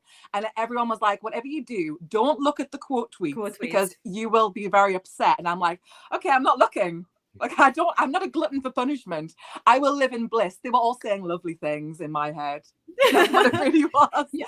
But it's No. like I have to compartmentalize it because You people do. can be very, very personal and visceral. And you've been on the receiving end very, very recently. Yeah. And so I'm just dodging it all. I'm just like, I don't want to see it, but I'm sure it's applicable. I'm sure people say shit about all of us. They And do. it's Oh, just yeah, like- for sure. Well, Yeah. what gets Yeah. me is when they argue as if they're like a Westerosi peasant or something. Like I got accused of being a Targaryen supremacist because I didn't Wait, want them what? to hit. Yeah, they were like, They were- "Oh, well, you're a Targ-cest shipper," blah, blah, because I literally had made a video where I was like, "I don't want them to pit Rhaenys and Visenya against each other in this catty girl fight." So that makes me a Targaryen God. supremacist. Oh Apparently, my I'm a loyalist. god. What are these words? Like none of this is in the Bible. What the No, fuck I'm are they like, talking about? We're adults and this is a fictional world. Like, what Yeah. are we doing here? But I'll say one thing while we're talking about fandoms, just having you guys and like other creators in the space like has made all of this worth it. Honestly, just like seeing your videos, like the tweets and all of that, your Yeah. takes and all of that, even when we don't agree, Mhm. we are respectful about it and we can Yeah. have Yeah. good discussions about it. It makes it all worth it. Because what I would hate to see, I don't know if you guys are mutuals with Lady Lannister. She quit Mhm. making a Song of Ice and Fire content Yep. because she was Yep. harassed relentlessly, like for liking Allison and for being a Lannister simp, essentially. Which Lannisters are fucking yep. amazing. They're George R. R. Martin's favorite characters. Like, what are we doing? Mhm. Tyrion is his favorite character. Like, and she like quit making content on A Song of Ice and Fire because of the fandom. They did the same thing to her, to you, Kelly. Like, they took her videos and put it out on Reddit, Yeah. put it out on Twitter, exposed her to fandoms that she's not in. Mhm. And like she quit making content, and like I would was hate just- for that yeah. for anybody. It was just an to opportunity do. to drag somebody, and I feel like, and I'm not saying it's just happening to women, but it felt very pointed that it was a female creator that was kind of hounded out of the fandom. I Yeah. didn't like it. I understood entirely, like, preserve your peace, Yes. do what you need to do, but the fact that she was in that situation, It was rough. absolutely It not. was bad. Absolutely fucked I've up. seen her private videos, like friends only videos. She was suffering through that. Like it was bad. Like, and I felt so like I would, if I see that happen to anybody else in our space, I'm gonna fucking lose it. I swear to God. Like I I've feel we're tried all to be very nice. defensive but- of each other and protective because we all Yes, because we've you all been have on the to. receiving end of things from here and there, like at different times. We've all had people think bad of us and think the worst, Mhm. and then actually like say awful things. We know how it feels, and also when you do make content, like it's different when you're making content than just consuming it. And I feel like we Yes. all can relate. And so like I feel like there's like a nice like little I've cultivated a nice community of people that I know, like if I'm like, okay, this is going on, I know that you guys would have my back and be like, what is happening? Yep. Have people lost their minds? Yeah. And so it is comforting to have I'm this probably- community. Sorry Oh. to interrupt. No, if go I- ahead. And I probably think I'm not gonna word. I'm probably not gonna word this correctly, but it's the way I think. Like our opinion. I don't mean this in a mean way, but our opinions don't really matter. You know? Does that make sense? Yeah. Yeah. I know what you Yep. mean. Yep. You're right. The book's not going to change. I promise it's not.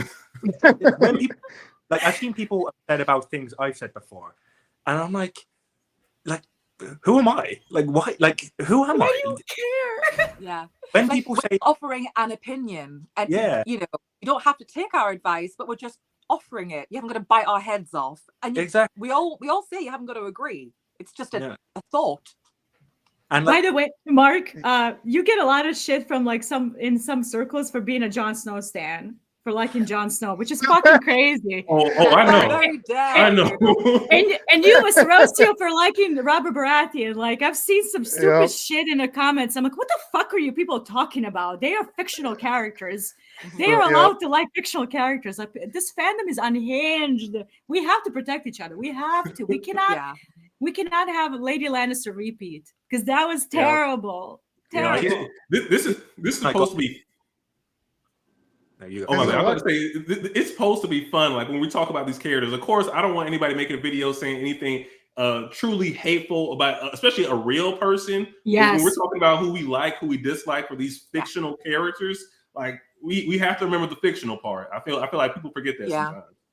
The other day, I don't know if you guys saw it, but the other day I made a video saying that I liked the finale, and somebody called me a fat BEANER. Excuse me? And oh yeah, and I'm just saying it because I want to say thank you to everyone that stopped by the comment section and sent me messages and stuff. And I was like, listen, I'm just happy to have you all here, you know, because people like that, I even muted that person. I didn't even block the person because it was on one of my lives that I was doing throughout the week for House of the Dragon, and I muted the person because they were dropping like spoilers. And I was like, I should block this person, but nah, whatever. I'll just mute them because they're not being mean. And of course, as soon as I mute them, they go to one of my videos and commented that. Obviously, I reported that because I remembered one of your videos, JJ, that somebody posted something super like being stupid with you, and you said something back, and TikTok reported you. And I was like, hell no, Got I ain't doing flagged. that shit. Got Yeah, an account I- warning. exactly. kidding. So I was like, I'm straight up just reporting you. Believe me, I would make a video for you. But no, I just reported the person and whatever. But That's it's just that's wild. so It's fucked up. I'm so sorry, Ruben. That No, is awful. Mhm. I mean, it's Holy shit. it's so funny. It's Yeah. funny to me because friends of mine and PR, like they always say like, oh man, you look like you can get past by living, because some of you might know, but yeah, I live close to the countryside of North Carolina, and it can be, yeah, it's not the best place a lot of times for Latinx people and whatnot. And it's funny how friends of mine will be like, oh no, you look like like you can blend in pretty much. And I'm like, oh, believe me, I might have my red beard and all that, but they know. They always know I'm not from there. They know I'm not from there. As soon as I speak, even though I might speak a little bit better English than you, to like my friends over there, and but believe me, they know I'm not from there. But yeah, it's one of those things, you know. I'm so sorry. just- That's awful. I'm really I- sorry. It's all good. No, and again, I'm so happy to have you all. Like, I feel like the community of us, the creators, now speaking just, on the creator side, I feel like we are all getting more in contact with each other, and that makes me really, really happy. Like, in my mind, I thought that that you and like Mark or as in all of you had at least spoken once. Maybe JJ and Kelly had talked like on messages and whatever. We did. But Yeah, just Um, never like side by side. Face to face. Yeah. Yes. All right. We have messages. So having all of you now here, and when we all saw each other in the lobby, and you were all like super excited, it's like, oh my god, this is the first time we're all here. Like, it just made me happy, and I hope that this keeps on growing, because I'll tell you right now, and JJ, I mentioned it to you the last time we were on the podcast. I'm jealous for like all of the people that went to Star Wars Celebration in a good way, of course. And I would love for something like that to happen with us, the creators of A Song of Ice and Fire and Game of Thrones, House of the Dragon, the Game of Thrones universe. And I've even been thinking, man, I've been daydreaming Worldcon this in week. Glasgow. That would be let's go. incredible. That would be incredible. I've even been thinking, like, daydreaming all throughout this week. Like, man, if we all just keep in touch with it, in contact with each other and whatnot, who knows if we could even like one day plan out a trip to go to the Game of Thrones exhibition, which I know I was just thinking Westerocio that. I was like, what would be the Westerocio best went.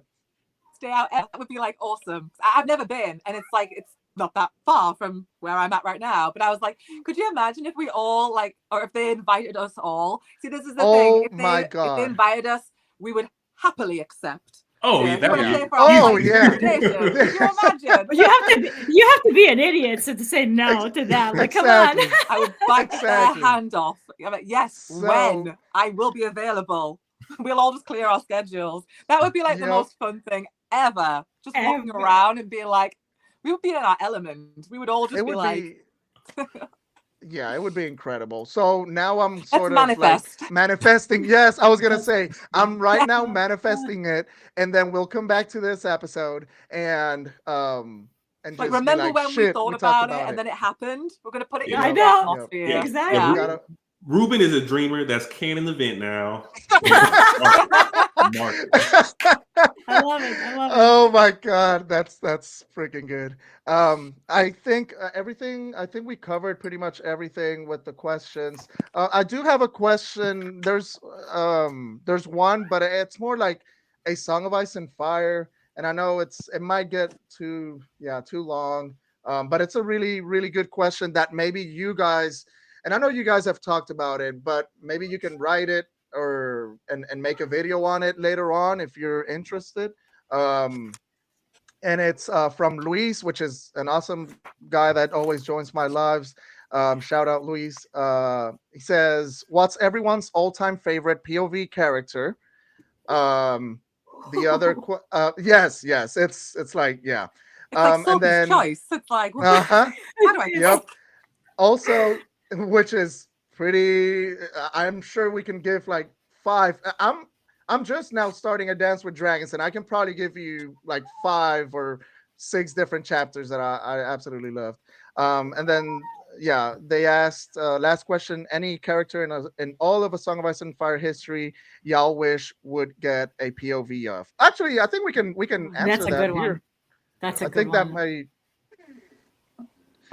But yeah, I don't know. Oh, before we go, because we're having such a damn good time. I know Estella has something very soon. So Estella, if you feel like, yeah, we're almost done with this. Sure. Um, Yeah. Excuse me. I'm doing okay on time. I feel like any POV, if we could get any POV, I would say maybe Howland Reed. I feel like that could be very interesting. ooh. Or maybe say like hi to little the people? Look, Oh, look at the that's camera. awesome! This is It's so Nymeria. pretty. Nymeria. Oh my god! That's you, isn't it? Say hi I to would die for Nymeria, figuratively, literally. the Oh man. She loves it. There you go. That's Now, Miriam awesome. heard Howland Reed and want to jump up there and like, now who you say? And now there's fur everywhere. Yeah. Thank you. And she's That's just a gone. really good. Bye. That's a really good. Oh, something happened to Westerocio. He should be back. But yeah, Howland Reed. Howland That's a really Reed. good pick, actually. Mhm. That is a really good pick. And then to finish off and just pretty much go into the end of the episode, let's see, where's that question? Shit. Oh, what are y'all's content plans over the next 2 years before season 3 comes out? I know you said before. I think probably everybody's, for the most part, is excited about A Night of the Seven Kingdoms coming out sometime next year. Yeah, That's my we're- jam. Yes, we're all ready to see Mhm. our favorite hedge knight. Absolutely. And I feel that we might be, maybe I'm, tempting fate, but I feel like certain people have reacted to the snippets that we've got of A Night of the Seven Kingdoms, and people have already decided they don't like it. And I'm Yep. Oh thinking, my god. okay, good. Don't Yep. Don't stay. watch Watch it. it. Yeah, We don't might watch have it. we might be free. We're gonna have a good time. Like, yeah, Yes. I'm like, good. I love that you don't like it. Perfect. We'll see you next time for I've House of seen Dragon, people maybe. complaining about the casting already. Oh yeah. Say what? I've seen can't people win. complain about the casting already. Yeah. Oh same. my god. From the 2 lines. Yeah, Oh my yeah. Yeah, from 7 Nothing. clips. Yeah. People are already like writing the whole thing off. It's wild. But it's like, okay, if you've already signed out, you're like, no, I'm checked out. I'm not interested. Great. It leaves everyone else to enjoy Yep. it. Maybe. That's what I'm hoping. My They'll come plan back is to episode block. 3. Yeah, my plan is to block as many fucking people as possible. And I want to make one thing clear: do not take snapshots of my account where it says JJ blocked you. That's not a badge of honor. There's thousands of you. You mean nothing to me. And that's number one. Just Number one more two. deck chair on the Titanic. Correct. I have blocked people for not liking a song from my favorite band. So your bad take means fuck shit to Yeah, me. literally, It's not a badge of honor. Blockaris is the word. Blockaris, all of you. You you know breathe what? wrong. You have a Yeah. wrong profile photo. I don't like. Block. Yeah. Like that's how. Yeah, the how I bar is am. so low. Like Why? people think, like I've seen people say, like after the fact, after I've blocked somebody, it's got back to me like, oh, I really must have hit a nerve with her. And I'm like, Who are you? honestly, it couldn't be anything further from that. It's literally like, I don't like your vibe. That's it. Literally. That's it. But It's like, not who even are that deep. you? Who are you? I think I Yeah. stitched one of JJ's videos and somebody said, oh, I can't see her video. And in my mind, I'm like, oh, well, you're blocked, sir. That's the reason. Oh, that's awkward. I just said, oh, okay. It's you know, like obviously offensive shit immediately, but even bad, Oh, like yeah. Kelly said, bad vibe, you're out. Mhm. I Yep. block people for like literally for not liking a song from my favorite band, talking Mhm. shit on an actor, like profile photo with it. AI art blocked immediately. Like I am so Yeah. liberal with that shit. It's not a badge of honor. Uh, There's literally tens of thousands of you, and I will Yeah. flush all of you out. I will make my space as fun and as safe as possible because I love A Song of Ice and Fire. I never want to yep. feel tired of it. I Mhm. never want to feel like I'm drained of energy to make videos like I have been feeling. I never want to be in this position ever fucking again because I am a very emotional person, obviously. So I take a lot of things to heart. So we're done with that. We are Mhm. done with that. Night of the Seven Kingdoms comes around. You breathe wrong, you're out. Out, out, out. I am I don't breathe wrong. I'm holding my breath right now. I'm like, you know what I mean? Like I always joke about being Palpatine because I'm the Senate here. How I say it goes, motherfuckers. Yeah. Like, Yeah, in our individual houses, it's our rules, and it's not even that personal or that deep. Sometimes it is where you're like, oh, you're really weird. I'm gonna block you. But then people just take it as if like it's I a know. win, and I'm I like, know. Who are you? It's an L, but you do you, boo. Yeah, it's giving obsessed. Don't you Like, dare, Darth Martell. I feel like there are people who want all of us to block them. They want to like, it's like a bingo card. Like, right, okay, she's already blocked me. I'm Sure. gonna annoy him I next. saw a tweet like that. I'm not even joking. I saw a tweet, and it was a No. bunch of TikTok.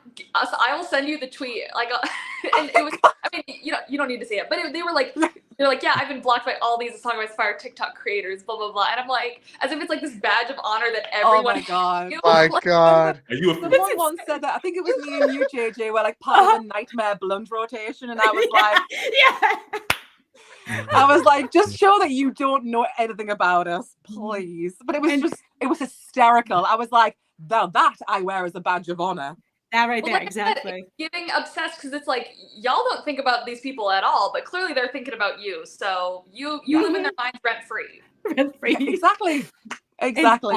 And honestly, like I've been in so many different fandoms. I've made friends, like I've met people, like we actually became friends. Like if I have an issue with the take you made that I find a little bit problematic, you said something that could be icky, is it misogynistic? I don't know. Is it this and this? I will DM you and we can sort it out. I'm never gonna take that shit publicly and like call you out. I fucking hate that. Yeah. Like if you're a Oh, mutual of mine, if you're a friend of mine, we're taking it to DM, we're straightening it out. And if we still don't see eye to eye, I'm like, I'm gonna have to unmutual you. I have done that.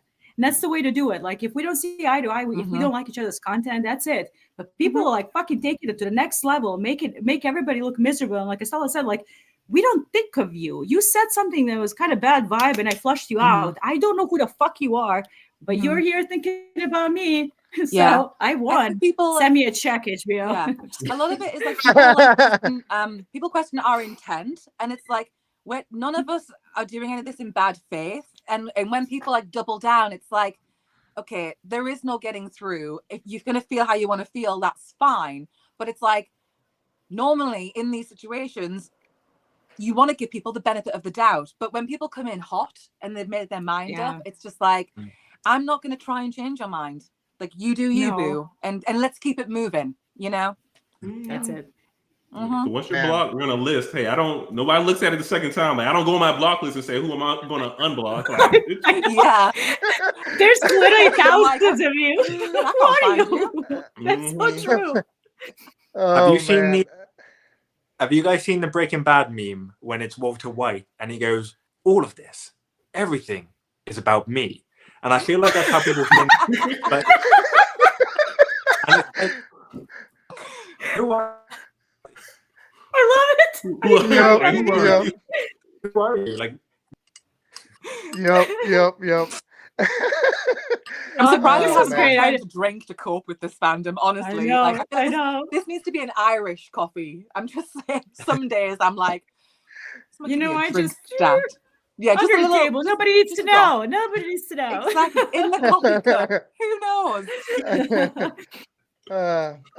This was great. Yeah, I know we were supposed to talk about the finale, but I just needed to get some shit off my chest because I've been feeling pent up and angry, and I'm like, I feel like weight has been lifted off my back. I swear to God. Yeah. So I appreciate this. It's been a very cathartic conversation, and I feel like my soul. I feel so much better, and I feel closer to all of you. Same. Across the satellite in the sky. I love it. A Song of Ice and Fire can bring people together in a good way. Yes. In a good way. You know what? Yes.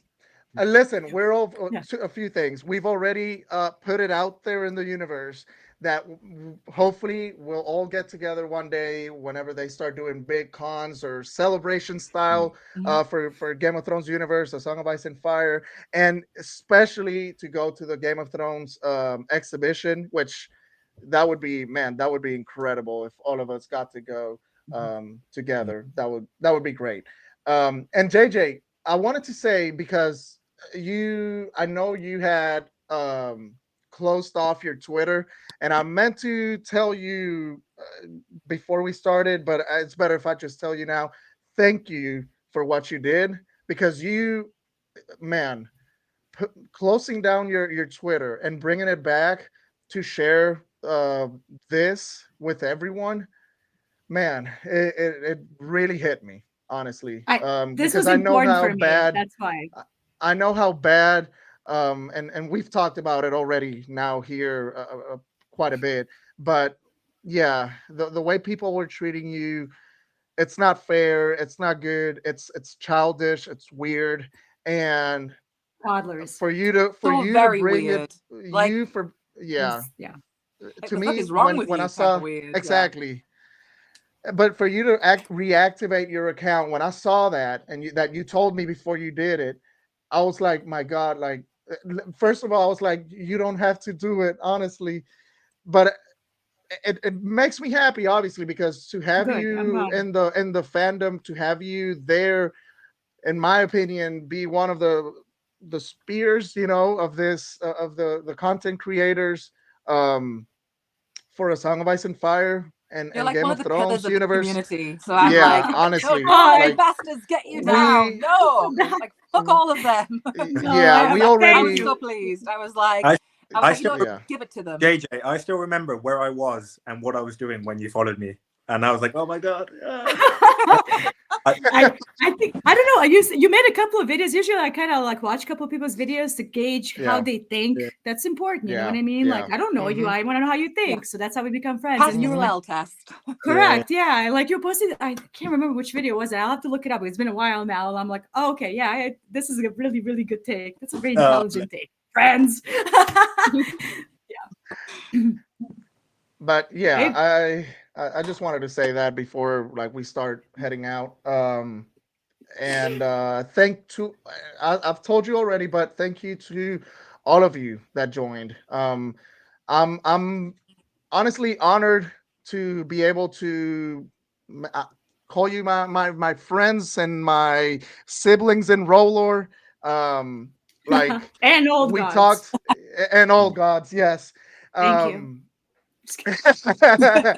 But we want no, to say be- thank you to you as well, because Oh. you first of all, you're a brilliant creator and you do awesome content, but also you're a really nice guy and you took all the time to get this together. Like Yes. I don't know how like you got everyone on the same timeline. Like you pulled it together, and I'm so thankful for you. And I know I speak on behalf of everybody when I say that. So 100%. give yourself a pat on Always. the back as you've done this Yep. awesome thing by bringing us together. And I've had a great time. I've really, really enjoyed this. Yeah. I The really best. hope we can do it again sometime soon. Like, yes, if you guys let me yes. know when, I'll make sure I'll keep that time in my diary free, because like this was a really fun chat. I will is for amazing. sure. I will. I want to give you all time to sort of also tell people where to find you and whatnot. But before I get to that, of course, no. Thank you. Like we're not gonna agree. I'm gonna thank you, and you're gonna thank me, even though I just want We're to gonna thank go back you. and forth. I don't care. We're gonna thank you. I just each want to other. thank you. I want It's to a thank good you kind all. of circle jerk. It is. It's a good Yes, circle jerk. but I wanted to before. I know that Kelly has Thrones Thursdays with her besties, What time is Kayla that, and Kelly? Elle. So we normally do 10 p.m. UK time, 5 p.m. Eastern, but we are going to change it to different times so that people can Okay. catch us. Like sometimes it might be earlier, it might be later. Okay. And we're going to try and like, I think the plan is to put everything on Spotify or YouTube or something, so that Okay. if you are not available to tune in, you can still catch the stuff later. But yeah, we kind of work good. on like 3 different time zones, like UK, Eastern, and Central. So sometimes like it depends on what's happening that day. But I we're can never getting it catch. I'm ironed always out. at work, and I'm trying to get home earlier. That's And the it's thing. like, It's sometimes a bit too early for you guys, and especially if you're on the West Coast, it's even earlier. So we're still kind of figuring out different times, and I feel like we're going to try and have a consistent time, but then also change it occasionally so people can catch us when they might not always. Like maybe do it on a weekend perhaps, or like a Sunday kind of thing, just so that people who maybe are like, okay, I can't catch you in the week sort of thing. So yeah, right. but when we know, we'll let you know. We're still figuring things out. Absolutely. And then I don't think, well, Mark and Westerocio and Estella, and obviously I've opened up the possibility for you guys to always come here to the podcast. This is your podcast as well, and we'll like I want for us to always figure out whenever you want to be here, you just freaking let me know. It's like I think I told JJ the last time we were on the pod. Like if you have thoughts and you want to put them out there, you just let me know and we'll just get on the podcast and we'll do the episode and whatnot. But honestly, I feel like JJ has a binder full of Yeah. notes. Not just a notebook, Yes, like Yeah, we're just seeing one yes. notebook. yeah, like Yep, a whole like You guys are gonna like you're gonna laugh so fucking which theory is it? And just sort of flicks through them. The red is for R'hllor. Oh man. Oh, See, she's a That's professional. incredible. That's incredible. yeah, but- mental illness. That's what that is. Well, if you've got it, we've all got it. We're, we're all down. Yep. But I do know that JJ and Mesa Windu Josh, I think it's his name. Yes, Josh. Correct me if I'm wrong.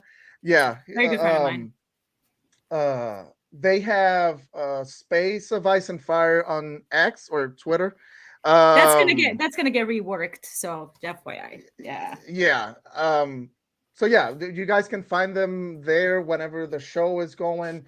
I know they always, man, right after the episode, they do an awesome panel there with a lot of incredible people always that join, and led by both of them.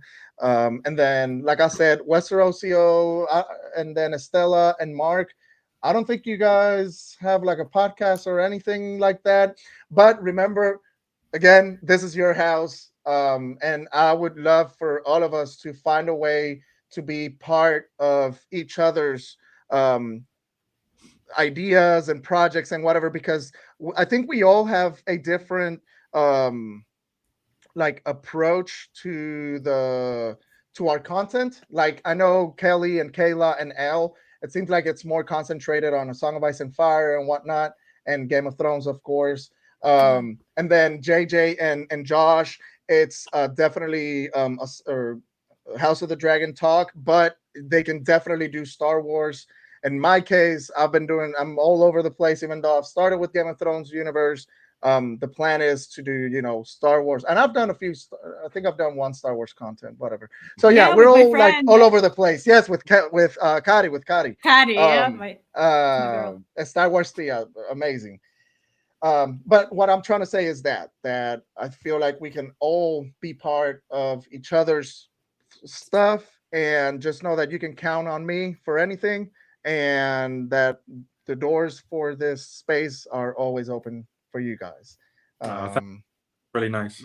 Yeah. We're so- Thank you. we're so- It's very much appreciated. yeah, honestly. Yeah. So Mark, where can people find you?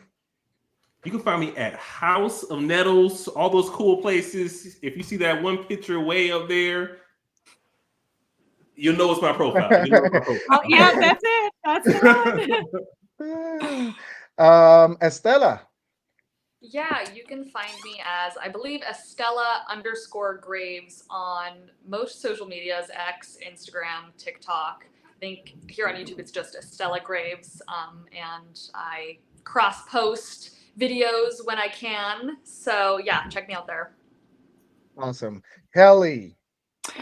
Yeah, mainly obviously TikTok, but I also have started doing YouTube.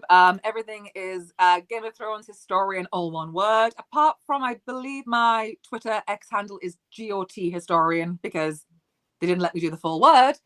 But yeah, everything's in my link tree in my TikTok bio. And I'm going to be updating that with more stuff as well, because we are doing like Thrones Thursday with me and the other girls. So it's just going to be, I'm going to add that in as well so people can find it, and we're getting organized. We'll get there. Yeah. But I'll let you know when I know. Which, by the way, I gotta say, Kelly started doing her YouTube journey with season 2, and was doing, of course, if you liked her TikToks already, believe me, the deep dives on the full hour, probably like 45 minutes to an hour videos that's are awesome. incredible. Yeah, Yeah, they're quite Um, lengthy. I'm not gonna lie. I feel like I struggle to reduce it all down because I want to say all this stuff, and it is really good. But my God, does it take a long time? Like my most recent video that I put up for the finale, I think from like when I sat down to record it and then going through all the editing and all of that, it was like a 12-hour long process. And I'm like, at the end, I lost the will to live. I was like, who am I? What year is it? Who's president? Damn. Why am I doing this? But I was like, Yep. it was like that determination of, I'm gonna get this shit done, even if it kills me, even if it means I stay up till like 6 a.m. I'm getting this up there. But I'm getting better. I'm getting better at like not like messing up something, like halfway through saying something and I'll just go start again. I feel like I need to go like cut. I'm getting a bit better at like letting it just flow. So hopefully that'll mean less editing and less like there you go. keeping everything together, because that shit kills me and I hate it. But like by the time I get to the end, I'm like a proud mother, like I did it. I made a video. It worked.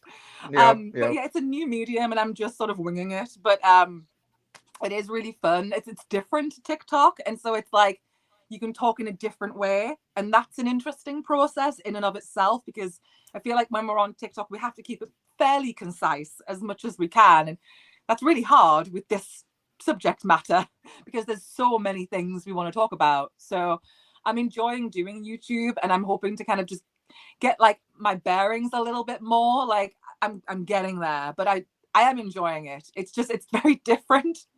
But yeah, that's what's happening with me. Awesome. And then JJ? You can find me on TikTok, Instagram, and Twitter now again under Lady Dragon JJ. I'm mostly active on TikTok and Twitter. Sometimes on Instagram, I repost things. I don't have anything in plan. Just I want to get my energy and my will to make content again on TikTok. I have been burned out like really badly. So I want to get back into that. And I think once I get back into that, I can make bigger plans. Now, unfortunately, my full-time job is office job. I don't do remote. So I am there 10 to 12 hours a day. So when I can, I make videos. Can I just say, people don't realize that we have actual like Mhm. live, like Thank- we don't spend all Yep. day. We have Yes. paying That's the thing. jobs. And Yes. so it's like, And it's welcome not to HBO. adulthood. And it's, Yeah. I wish it was. I could quit this I know. Yeah, fucking like HBO, capitalistic can I nightmare pay us? bullshit. Yeah, I would Yep. love to do this full time. Please, somebody pay same. me. Please, Like, I will I'll back be the reading house. books. Exactly. I'll be reading books, making content for you all day, morning to night. But I can't. I make it when I can in my car, in Yeah. my garage, in my living room, wherever I can. So I Yep. appreciate the Yep. patience. Like once I get over this burnout, there's gonna be more content, more book talk because I'm rereading the books. You'll be back better so- than ever. Like There you go. Charged and raring to go. Especially after this chat. This chat literally boosted my serotonin that I was deeply, deeply missing for a while. So yeah, I thank you for having me again. If anything comes up that's interesting and fun, like as far as like future projects, I will let you guys know. So far, I just want to not be burned out anymore. Yes.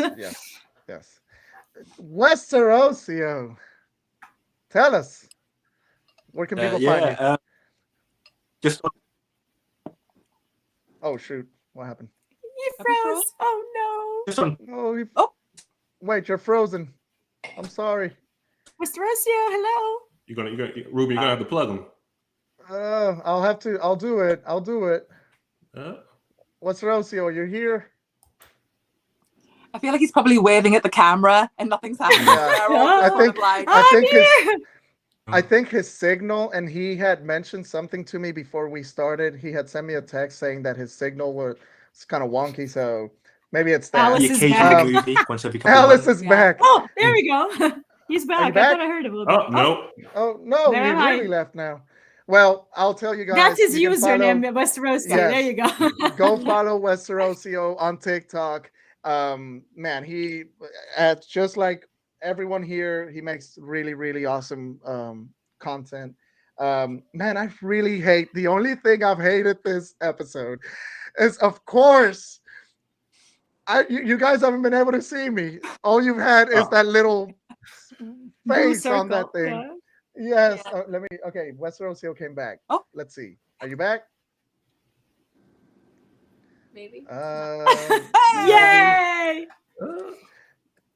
Westerocio. You're weird with net honestly, is failing. At this point, I have no idea anymore. Oh my god. That's so great. Well, anyways. Oh wait. No. No? He's Yeah. trying. He's Maybe. trying. Oh, it's- Christmas call. Frickin'. New nickname unlocked.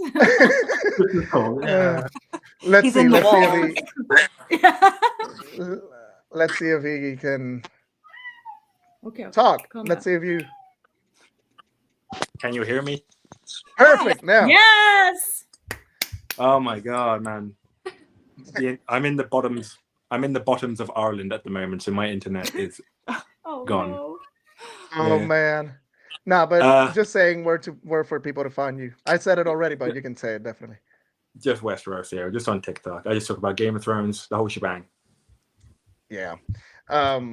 So yeah, you guys go ahead and follow them. If I'm sure if you're here in the chat, you're probably following them. And if not, here on YouTube, I know Mark has a I think all of us have a channel except Westerocio here on YouTube. So make sure that you follow them, you subscribe to their channel. Because yeah, we never know when, I don't know, what if TikTok is not around anymore or whatever else. You guys can come here and find them. thank you all so much. You can follow me, even though Oh yeah. you can follow me. You're here. You might not see me. You guys have not seen me all this time, but I promise you, I've been here all this time. Yeah, you can follow me on TikTok, Instagram, YouTube. Of course, subscribe to the channel here for the podcast, because more awesome things are for sure going to happen. By the way, I had done that giveaway of the Rise of the Dragon book. All I did it right. on Instagram. Almost like 120 people participated. Damn. And that was, man, it was so awesome. And now the next one in celebration for the finale or whatever, we're gonna do it here on YouTube. So keep an eye out for that. Make sure that you're subscribed to the channel, because that's one of the ways that you'll be able to participate of the giveaway. I have another copy of the Rise of the Dragon, which is an incredible, like the images in that are just stunning. Let's see if I'm missing something else. I don't think so. Yeah, just thank you all so freaking much for the 100th time, and I'll say it a million more times. Yes. Sorry, can I just say one thing? It's a bit off topic, but if anybody can, No. I don't know how.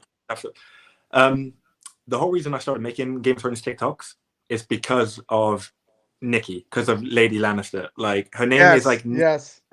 Same thing. It's Nikki. I can't remember her at the moment. Is it Overseer underscore- Lannister. Yeah. I'm not sure if she changed it. She put her name in, didn't she? It was She Lannister. took out but- Lannister. You're right. Yeah. Yeah. Right. It's Nikki Nikki Kia, like Khaleesi. It's like a mixture of it. Anyway, Yeah. if anybody can just, oh no, because man, she literally is the only reason I made TikToks. And I was on Reddit, I was on all the other stuff trying to talk about this stuff, and nothing was happening. And then she made TikToks, and I was like, that's it. If anybody can communicate that to her. Yeah, Nikki's amazing. Give her love when you see her videos, no matter what they are. Definitely. You know what's funny? And it's funny, and it's also sad, because I've got a feeling maybe she did not respond back to me because of the whole, but I had a little plan, a little secret, because Nikki and me, before she completely stopped, because I don't think she's been making content here for like the last 3 months, like in general. Longer, yeah. And I reached out to her because Nikki was the first person back when I was thinking about doing the podcast, and she told me yes. One day she started following me, and I was like, holy shit, what is this? Like, one of the people that I absolutely love that makes, A Song of Ice and Fire content. And she was down for it, to the podcast and all the good stuff. And but then, of course, stupid people, it seems like it never really stopped. And I reached out to her before this episode, and I was crossing my fingers that she would say yes. But at the same time, it's like I told her, don't feel like it's it's not an obligation or anything, or we just would love to have you to say hi. So Nikki, just know that I understand if because she never really she probably hasn't even checked her messages, because I remember her making a video about I think they invited her to the Fallout premiere, and she didn't even see that message. So yeah, I'm sure she hasn't even been checking her messages. But just know, Nikki, that we all love you, and that you inspired us in a lot of ways, and like Westeros My first said, mutual. Yeah, my first mutual in the family. So you're incredible, and know that a lot of us really appreciate you. And yeah, just wanted to throw that out there. Strongly said that. Yeah. Yes. Yeah. Very well said. Yeah. Well, thank you all so much. Everyone in the chat, you guys were incredible. It got to a point where we had like, hey, what's up? I saw the We got dogs too. Rocio. Yeah. Oh, so cute. Yeah. Good way to end the chat. Good way to end the live. Yes, a good way Yeah, to it end is. it. Pet Her owner name- mandatory next time. Bring your pet They and are. stay home. I know. But yes, thank you to everyone that joined on the live. I think it got to a point where we had like 230 people at one point, which is Wow. wild. Woo! It's That's and a awesome. lot of I did not. I had two moderators, Daya and Farah. I think Thank you, Farah has both of been on you. your yes. Yeah. They're both really really nice people. That have been Thank you. joining my lives and stuff, and I was like, yeah, I'll definitely reach out to them, and they did an incredible job as moderators. And yeah, thank you to everyone. This was awesome. It was so Yeah. fun. Like I can't wait to like reconnect with everybody again. Like Well, Absolutely. this is like I feel like I'm signing you all up. We will do this again. oh, we will. Night of the don't have a Seven choice. Kingdoms. Night of the Yeah. Seven Kingdoms is around the corner. It's gonna fly by Yeah. like that, and then Yeah. I can't fucking wait. We'll do it for sure. I'll figure. Listen, I've got at least we know the good times. I think it definitely has to be on Saturdays because that way, the time just works perfectly. Honestly, Yeah. I think because during the week, man, it's Kelly. The fact that you were staying up to like 4 a.m. I was like, Yeah. my God. Like I'm a night owl anyway, but I kind of like to sort of clock off and like put the app away like on an Yeah, yeah. evening and like disassociate and then like clock back in the next day. But sometimes, you know, I'm like, let me just, I don't know what's wrong with me. I'm like, let me just do this. And then I feel like, oh, well, one more thing. And let me just do this. And I need to learn Yep. when to like let it go. So I'm working on that. I feel like now the season's over, I can kind of have a little bit of a breather. It's not as like intense. But at the same time, I'm a glutton for punishment because I'm still like making. I'm not slowing down at all. Like I'm just I making love it. content about other things. So, Hell yeah. Yep. yeah, I know you guys all get it because it's like we all have that similar mentality of like, oh, just one more video, you know, and then Yeah. before you know it, you're there for hours, and like it's gotten dark outside, and I'm like, oh, I shit, how long know. have I been here? That's know. I'm always late for work. I'm like, I can fit 15-second video in. Yeah, literally. That's awesome. This has been Anyways, great. guys, Yeah, Yes. and we have to do it again. But Yes. we will. Yeah. So thank you all again. And this was Binging Dragons, Yeah. people. Thank you so much. Bye, y'all.